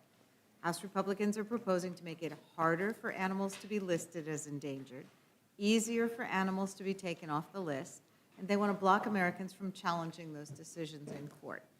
In practice, the Trump administration's pro-polluter Department of Interior is already aggressively delisting animals from the endangered species list. The administration has already turned the entire federal government into a giant pay-to-play scheme, so it doesn't require too much imagination to see how this bill would be used. If this bill becomes law, I guarantee that you will see lobbyists pitching clients that for the right price, we can get whatever animal you want off the list. And who do you think that will benefit most? The mining industry, the oil and gas industry. It's definitely not everyday Americans or the environment. As Representative Stansbury related, Americans support these environmental laws, and Republicans used to. But with the flood of dark money that the Citizens United decision has allowed into our politics, every week it's the same thing. We're seeing more Republican bills to gut environmental regulations so polluters can pocket more profits, and it's politics at its worst. Representative Stansbury, is there anything you want to add in response to what we've been hearing? Thank you, Congresswoman Scanlon. You know, I actually do want to just respond briefly about Minnesota, because I'm really glad, actually, the recovery of wolves in Minnesota was brought into this conversation, because there are 3 states which are ranked in the top tier for species recovery, and Minnesota is one of them, because they have one of the most successful state recovery programs. And it's because they rely on the best available science that is real science, not junk science. It's because they make sustained, steady investments in staffing and in species recovery. And it's because they have one of the most successful wildlife management programs in the country. And so actually, the Congresswoman made my point. This very bill actually guts the fundamental federal programs that Minnesota has succeeded in species recovery around, because they have a strong state program that actually is coupled with the federal program. But many states don't have a strong state program like Minnesota does, and the whole point of having federal legislation is to make sure that all places are protected. Now, I also want to just note that even though I appreciate the impassioned arguments today for folks who've been impacted by reintroduction, especially predators, this 66-page bill that's in front of you doesn't mention either wolves or bears, even once. It's not actually in this bill. What this bill does do is it guts the definition of critical habitat. It guts the definition of science. It guts data standards. It redefines what the baseline for species recovery is. It guts funding for the federal government. It prioritizes what species can actually be prioritized and allows that to be a political decision. It guts mitigation, and it changes the very definition of jeopardy, which is the foundation for making sure that species don't go extinct. And so, while I completely understand, especially coming from a state where predator reintroduction has impacted our farmers and ranchers, and we're working hand in hand with them, that's not what this bill is about. This bill is actually about gutting fundamental programs that have saved countless species in America. Thank you for that clarification, and I yield back. Thank you, Ms. Scanlon. Mr. Scott, you're recognized. Thank you, Madam Chair. And I won't speak for everybody on my side, but I can tell you from my standpoint, problem I have with the ESA is that it's no longer about the species. It's become a way for radicals to stop people from doing things. And sometimes it's construction and sometimes it's recreation. And I just, the right whale, I think, is the perfect example of that. And so there are approximately 3 prop strikes a year with regard to the right whales. And under the Biden administration, the proposed radical solution to the prop strikes on the right whales was to eliminate the ability to fish offshore for the whole eastern seaboard. Now, granted, you could fish offshore, but only if you agreed not to travel above 10 knots, which is about 12 miles per hour. So it's not, if it were about the species, you wouldn't exempt your donors in the wind and solar business from the responsibility of killing the whales. And instead, what do? You attack the American family who simply wants to take his kid fishing. And so, there are a lot of emotional arguments that I hear from the other side, but what about the stupidity of the rules and regulations that you propose that are a flat-out attack on the Americans' way of life, like simply taking their kids fishing? So I like the bill. If you have anything else you'd like to add to it, Ms. Hageman, I think that the stupidity of the proposal under the Biden administration that effectively eliminated offshore fishing on the East Coast over the right whale and getting rid of a lot of military training in certain areas because of the right whale, when there have been documented 3 prop strikes a year on average, while you exempt your wind and solar donors, is just proof to me that the Endangered Species Act is no longer about the endangered species. And if you want to talk about the bald eagle, who I love, there are a few in my area now, and I'm very glad to see them. Mm-hmm. The fact of the matter is, there are people that obtain permits to kill bald eagles, and I wish we would do away with that. So I'll turn it over to you, Ms. Hageman. If you got anything else to say other than that, I'll yield my time. Well, first of all, just to address the final issue that you stated about the bald eagles, there are other reasons as to why the bald eagle has recovered. And that is one of the things when the left talks about the science and the best available science, they then ignore it when it does not fit their purpose or their narrative. And I think the bald eagle is really the perfect example of that. And I think, going to the point that you have made, wind farms have been absolutely devastating to the bald eagle population, absolutely devastating. Yet that is really the most sacred cow to the Democrats that I think that there is wind farms. Trying to convince us, I was listening with great interest to the previous panel, trying to convince us that wind and solar provides more affordable energy. Tell that to the people in Europe. Tell that to the people in Australia that are trying to get to net zero. Their energy bills are astronomically higher than ours are because of the absurd energy policies that they are pursuing. And again, I'll go back to what I stated earlier about opportunity costs. When you increase the cost of the very basics, such as being able to heat or cool your home, then it's going to have a dramatic impact on everyone. The wind farms, they actually, they're getting by, if you will, for killing the bald eagles. Going back to the absurdity of the Endangered Species Act and what the Biden administration did, the last administration's vessel speed rule on the Atlantic coast just really identifies and demonstrates the weaponization of the ESA. NOAA relied on an obscure procedural provision in the ESA to put vessel traffic along the Atlantic coast into a stranglehold. This was a textbook example of executive overreach and an over-reliance on worst-case scenario fabrications that would have harmed public safety and decimated coastal economies. Passing this bill is a recognition that fictional precautionary assumptions are unscientific and should not be used to justify draconian restrictions on the American people. I would also say what this bill really does is it focuses back on the experts in species management.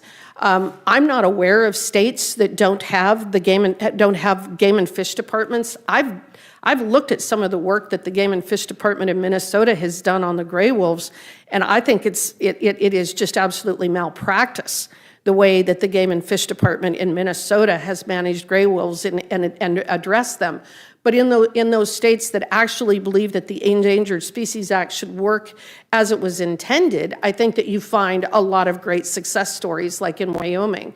Wyoming's Game and Fish Department is absolutely second to none when it comes to species management, no matter what it is, in terms of protecting wildlife corridors, in using and relying upon the science that has been developed. There are 9 people in the Game and Fish Department that are dedicated to grizzly recovery and protection.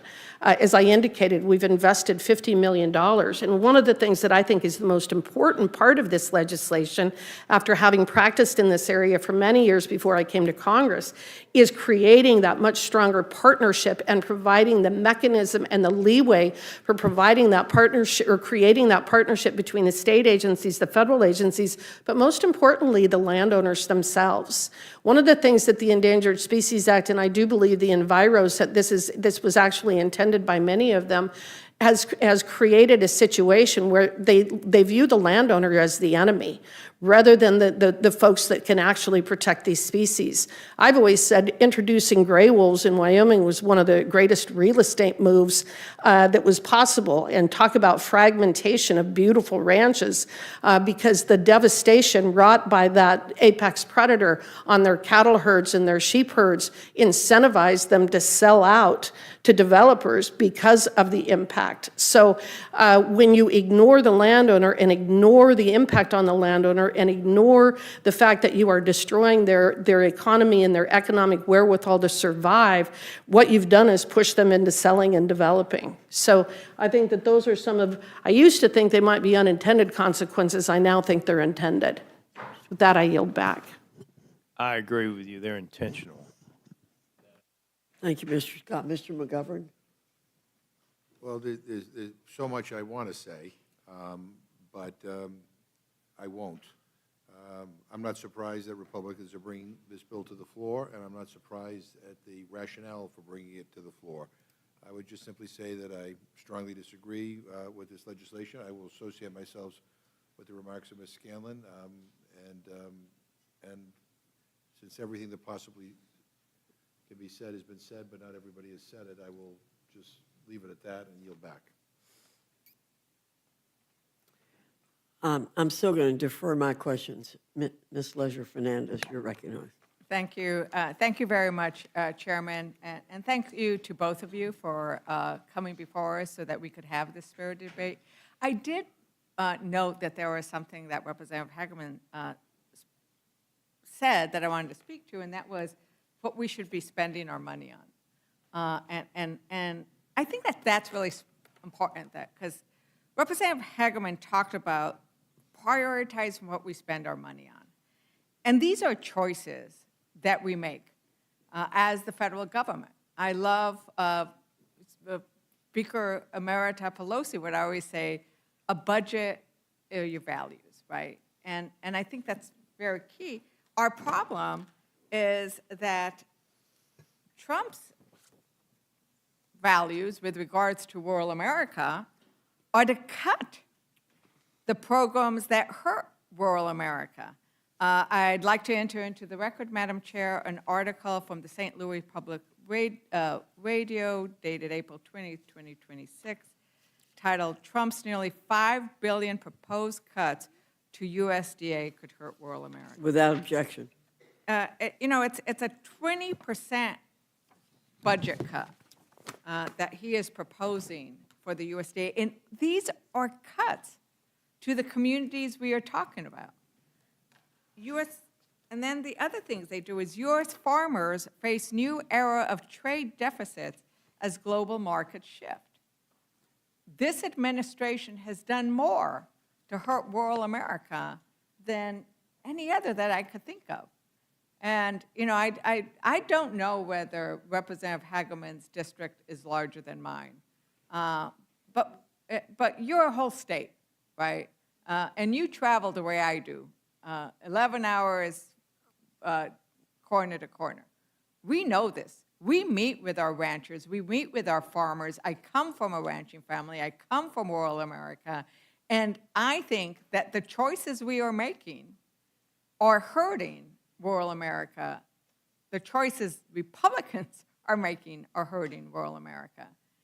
And with regards to the bill on endangered species, we also know that when you allow the local entities to work together on coming up with solutions, it makes sense. When you make sure that tribes are involved in that process, that ranchers, that the original conservationists, Representative Heckman, when you refer to enviros, sort of, I always think that the ranchers and farmers in my district are some of the original environmentalists because they have concerned themselves with conservation like no other, because their life depends on it. Their life depends on an ecosystem that honors everybody. And there is this saying that Ralphie Hill, who passed away, unfortunately, recently, he said, un poquito para vos, un poquito para Dios, un poquito para las criaturas de Dios. A little bit for us, a little bit for God, and a little bit for the creatures of God. And I think that the enviros that I know are trying to honor that prayer.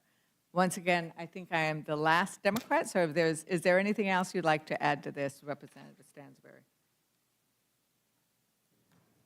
Well, I think as the ranking member said, and thank you, Congresswoman Ledger Fernandez, a lot could be said, and certainly lots of different species have been named, but what I'll just say is that the science is very clear. Species recovery fundamentally requires a landscape level view of how we manage our lands, and that requires coordination, collaboration with private landowners, ranchers, and that's why the previous administration put into place a public lands rule that created a landscape level view. It's why we passed climate resilience legislation. It's why we made historic investments in public lands, private and public waters, and it's why all of us support state coordination, tribal coordination, but I think where I would leave things is that while those are all great in concept, we're here to discuss 66 pages of a bill that guts the fundamental definitions that have protected 99% of American species from going extinct. And I think especially at this moment, as we're facing climate change, especially in the West, historic drought, this is not a time to be gutting those protections. Now is a time to be collaborating and working to save our species from extinction. And as you mentioned, this isn't just an economic imperative. This is really a moral imperative. What do we want to leave behind for our children? Do we want our children to know the wonder of a right whale existing on planet Earth? Do we want to know that our grandchildren will have sea turtles? Do we want to know that our grandchildren will experience the joy of seeing a manatee in Florida? All those species are being protected by this law in its current state, and that's as much a moral and spiritual imperative as it is an economic imperative. So I thank you for bringing that. Un poquito para las criaturas de Dios, a little bit for the creatures of God. And with that, Madam Chair, I will oppose this bill because I think we do need the laws that protect the creatures of God. And I yield back. Thank you, Ms. Ledger Fernandez. Ms. Houchin, do you have any questions? Yes, thank you, Madam Chair. Before I go into my commentary on the bill, I'd just like to ask, or on a particular bill, I'd like to ask Representative Hageman if there's any response to anything that you'd like to make remarks on before I go into my comments and questions. So I grew up in an ag family. Most of my family are still ranchers in Wyoming, and they are the original environmentalists. They're the ones that actually protect the resources. And that is why the Endangered Species Act has been so damaging, because it has been very destructive to our ag industry, to our cattle producers, our sheep producers, to others in terms of just, you can go across the board. That's what you see in Wyoming. But That's why I think that it is so important with the changes that we're making in this legislation to provide more of that collaborative relationship between those that are actually on the ground providing the resources for the species and those that are making the decisions. So other than that, I'm just happy to answer your questions. Thank you. Well, I want to thank my friend Chairman Westerman for his work on these bills, especially the ones that allow geothermal energy production to flourish and to streamline the permitting process. I want to use my time to focus on the Harnessing Energy at Thermal Sources Act. Geothermal represents a critical source of reliable, around-the-clock baseload power that can strengthen our domestic energy supply while lowering costs and improving grid stability for communities and manufacturers alike. I've seen the effective use of geothermal systems firsthand in my district. Margaret Mary Hospital in Batesville, Indiana, installed a geothermal energy system that will save the hospital $220,000 in utility savings within 5 years. In fact, I was amazed at the technology and how it can be so cost-effective for heating and cooling in particular, and very impressed with Margaret Mary leading the way on this project. Under current law, developers can be forced to navigate duplicative permitting processes simply because of a small federal mineral interest. That means navigating multiple layers of environmental review, sometimes up to 6 separate reviews, which drives up cost, increases uncertainty, and delays projects that could otherwise deliver reliable domestic energy. Congresswoman Hageman, for districts like mine, where it's heavy in manufacturing for the local economy, affordable and reliable energy isn't an option, it's essential. How would this bill help manufacturers and business owners and hospitals and school systems in my district access reliable and affordable energy under this geothermal bill? Well, the HEATS Act will help build abundant, diversified baseload power on the nation's grid. Manufacturing depends on reliable and low-cost energy, and that's exactly what geothermal can provide. By increasing available power, this bill will help to ease the strain on the nation's electricity grid and ensure that consumers have access to affordable energy. While most high-quality geothermal resources are concentrated in the West, new technologies are making geothermal power economical in areas previously considered unsuitable. By streamlining the permitting process, we can encourage investment in these innovations and significantly expand the number of regions across the country that are viable for geothermal development. I would encourage anyone who has not visited a geothermal project to do so. Really incredible technology that I'm grateful to have in Indiana's 9th District. Thank you, Congresswoman, and I yield back, Madam Chair. Thank you very much. I'm going to yield myself some time. First, I want to say that I believe that Congresswoman Hageman, Congressman Leisure Fernandez, and I all agree that those who live on the land are the best stewards of the land. Having grown up farming and farmed as an adult and with my husband, I know that. And I've always resented the fact that the government thought that it could run my land better than I could run my land. And I resent many of the rules and regulations that exist around our owning our own property and what we do with it as long as we're not doing any damage to that property. So I appreciate the comments that you've made, and even Congresswoman Leisure Fernandez. Representative Hageman, does the HEATS Act eliminate environmental reviews and opportunities for the public to provide input? No, it does not. The HEATS Act eliminates duplicative reviews in cases where states are already completing permitting processes for geothermal projects. And states have a rigorous review process for these kinds of projects, sometimes more vigorous actually than the federal government. Opportunities for public input aren't eliminated either. My home state of Wyoming has a robust public input process built into its regulations, and other states have similar frameworks.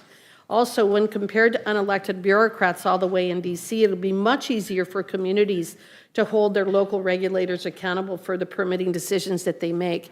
And one other thing about the HEATS Act is that if a state does not have a state historical preservation program in place, then they have to go through the National Historical Preservation Program. They still have to go through that processing. But in the state of Wyoming, we have what's called the SHPO office, the State Historical Preservation Office, and they're the ones that actually do the on-the-ground work. And so what this would do in Wyoming is if it's less than 50% federally owned resource, then we would go through the state permitting process, but we take care of all of the historical preservation issues in Wyoming. It's a very robust office.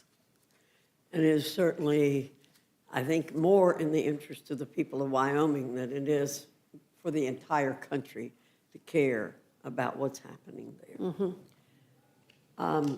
I see, is there anyone else seeking to testify on today's agenda? Seeing none, this closes the hearing portion of our meeting.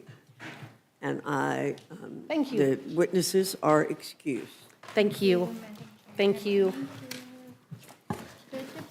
Thank you.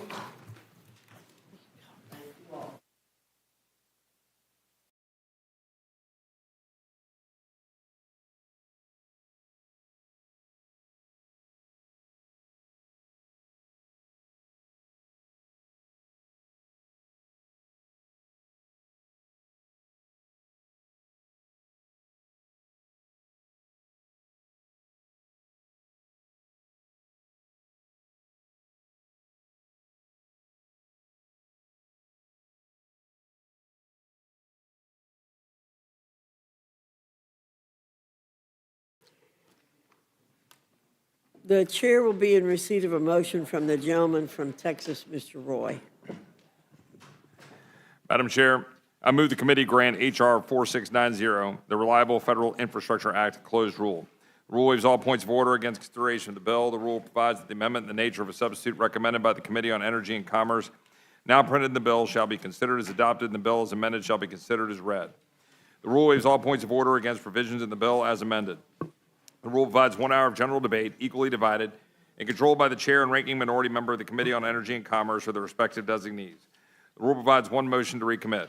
The rule further provides for consideration of HRES 1182, expressing support for rural communities across the United States as stewards of the environment, major suppliers of the United States energy resources, critical providers of food production and manufacturing capacity, and drivers of national economic stability, and recognize the work of the House of Representatives and the 119th Congress in support of those vital communities under a closed rule.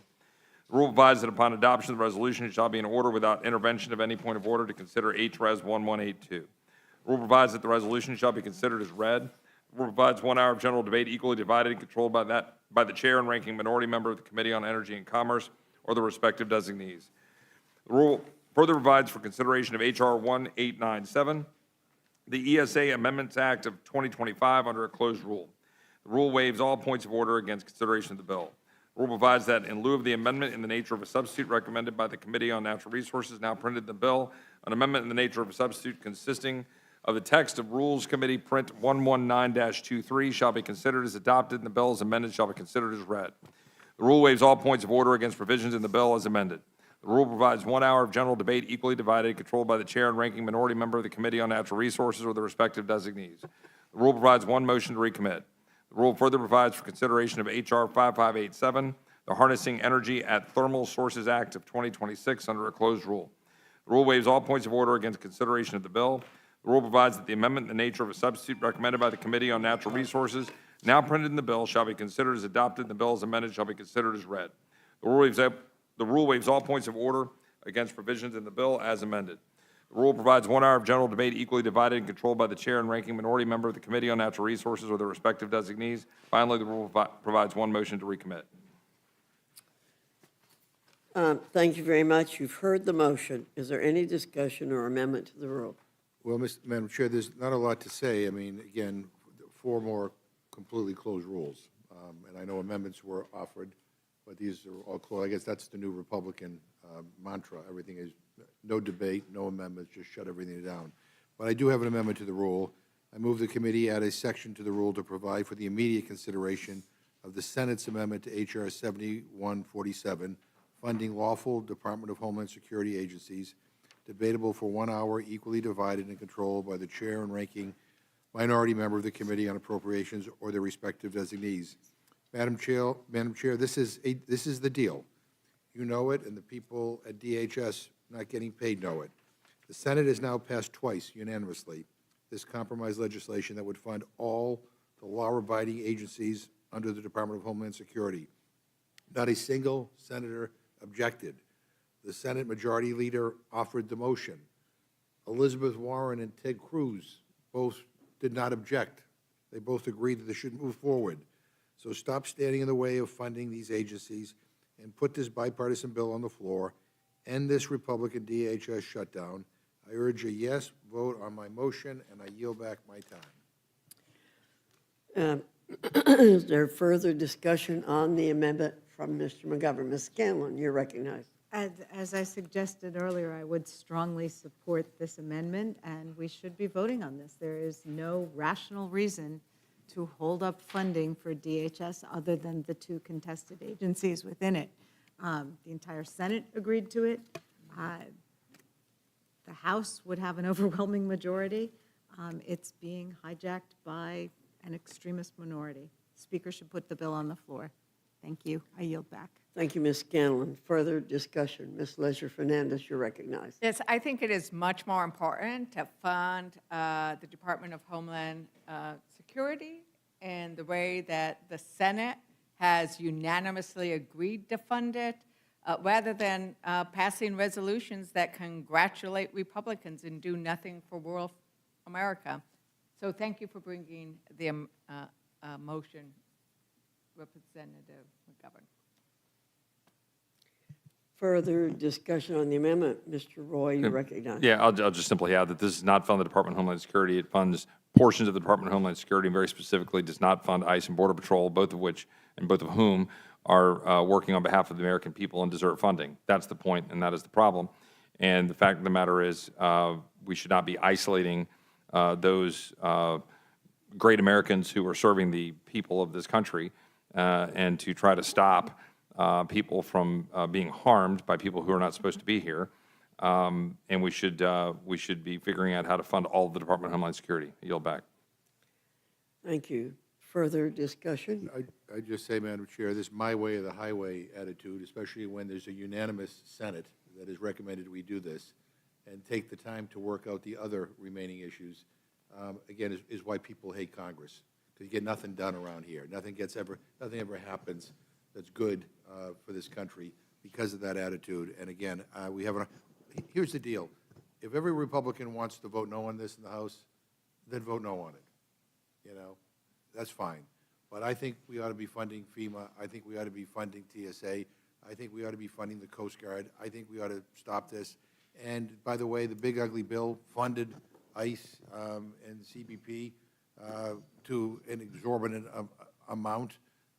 If you want to fund more, let's bring that to the floor separately. Or here's a better idea. Maybe sit down and negotiate in good faith and try to get a bipartisan product. With that, I yield back. Madam Chair. Mr. Scott? On early Friday morning, the House used the tool of unanimous consent to adopt a piece of legislation. The difference in what we did and what the Senate did is there were hundreds of members of the House of Representatives on the floor when we agreed to the unanimous consent. Each and every time the Senate has agreed to it, there have been less than a handful of members on the floor of the United States Senate. So I would tell you that if the Senate wants to do a UC as a lawmaking exercise, then they should do it when they have a significant percentage of the United States Senate on the floor of the Senate, just like we did on the House the other day. There were hundreds of members of the U.S. House of Representatives on the floor the other day when we agreed to the UC. The other thing I want to point out is that Customs and Border Protection, they do a tremendous amount of work, good work, to protect us. The Atlanta airport is one of the largest ports of entry in the world, and the work they do there to make sure that harmful ag products don't come into the United States of America and contaminate our seed supply and other things, and our food supply in this country is extremely important. So I'm not comfortable funding parts of DHS and leaving out Customs and Border Protection. They do a tremendous amount of good work, and they need to be funded, as well as Immigration and Customs Enforcement. And with that, I yield back. Madam Chair? Mr. McGovern? Yeah. I can't believe I'm going to defend Ted Cruz and Mike Lee and John Kennedy, but the notion that they had no clue that this was coming up not once but twice. Were they on the floor? Yeah, well, it doesn't matter. Were they on the floor? They were hardly, there weren't hundreds of people on the floor. Yes, there were. You were on the floor. I was on the And this- floor. And by the way, they all admitted that they knew about it in advance. They all knew about it in advance. This is so ridiculous. The American people see through this. I can't wait till November comes because we need to stop this nonsense once and for all. I yield back. Thank you. Mr. McGovern, I really take offense at your saying that we have funded the law-abiding agencies. The agencies that are not being funded are law-abiding agencies. They're there to do a job, and if there are people in those agencies that are not law-abiding, they will be taken out. But to call two agencies of the federal government non-law abiding really offends me. So I just want to say, and I think Mr. Scott is correct in what he's saying. Yeah, a judge said that, not, I'm saying what a judge said, so I'm Well- sorry you're offended. But the bottom line is a compromise was reached in the Senate. We should take it, and then we should fight about the differences with regard to the two agencies, by the way, that are funded through the big ugly bill. Well, we're not a unicameral legislature. We're a bicameral I legislature. just want us to be a functioning legislation. Is there any further discussion on the amendment? Hearing none, the question's on the amendment. All those in favor signify by saying aye. Aye. Those opposed say no. No. In the opinion of the chair, the noes have it. The amendment's not agreed I ask to. for a roll call. Mr. McGovern requests a roll call. The clerk will call the roll. Mrs. Fishbach. Mrs. Fishbach, no. Mr. Norman. Mr. Roy. No. Mr. Roy, no. Mrs. Houchin. Mrs. Houchin, no. Mr. Langworthy. Mr. Scott. Mr. Scott, no. Mr. Griffith. Mr. Jack. No. Mr. Jack, no. Mr. McGovern. Aye. Mr. McGovern, aye. Ms. Scanlon. Ms. Scanlon, aye. Mr. Neguse. Ms. Ledger Fernandez. Ms. Ledger Fernandez, aye. Madam Chair. No. Madam Chair, no.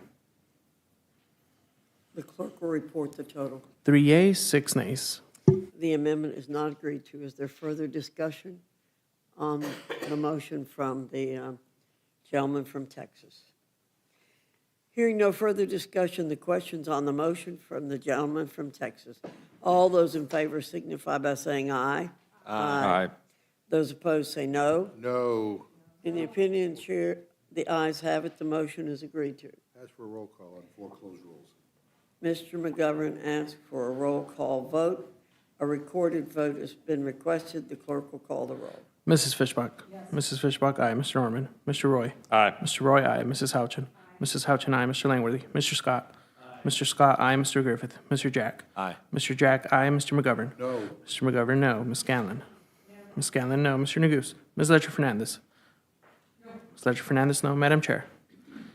Aye. Madam Chair, aye. The clerk will report the total. 6 yeas, 3 nays. The ayes have it. The motion to report is agreed to. Representative Roy will be managing this rule for the majority. And Representative Goose for the Democrats. Okay. Without objection, the committee is adjourned.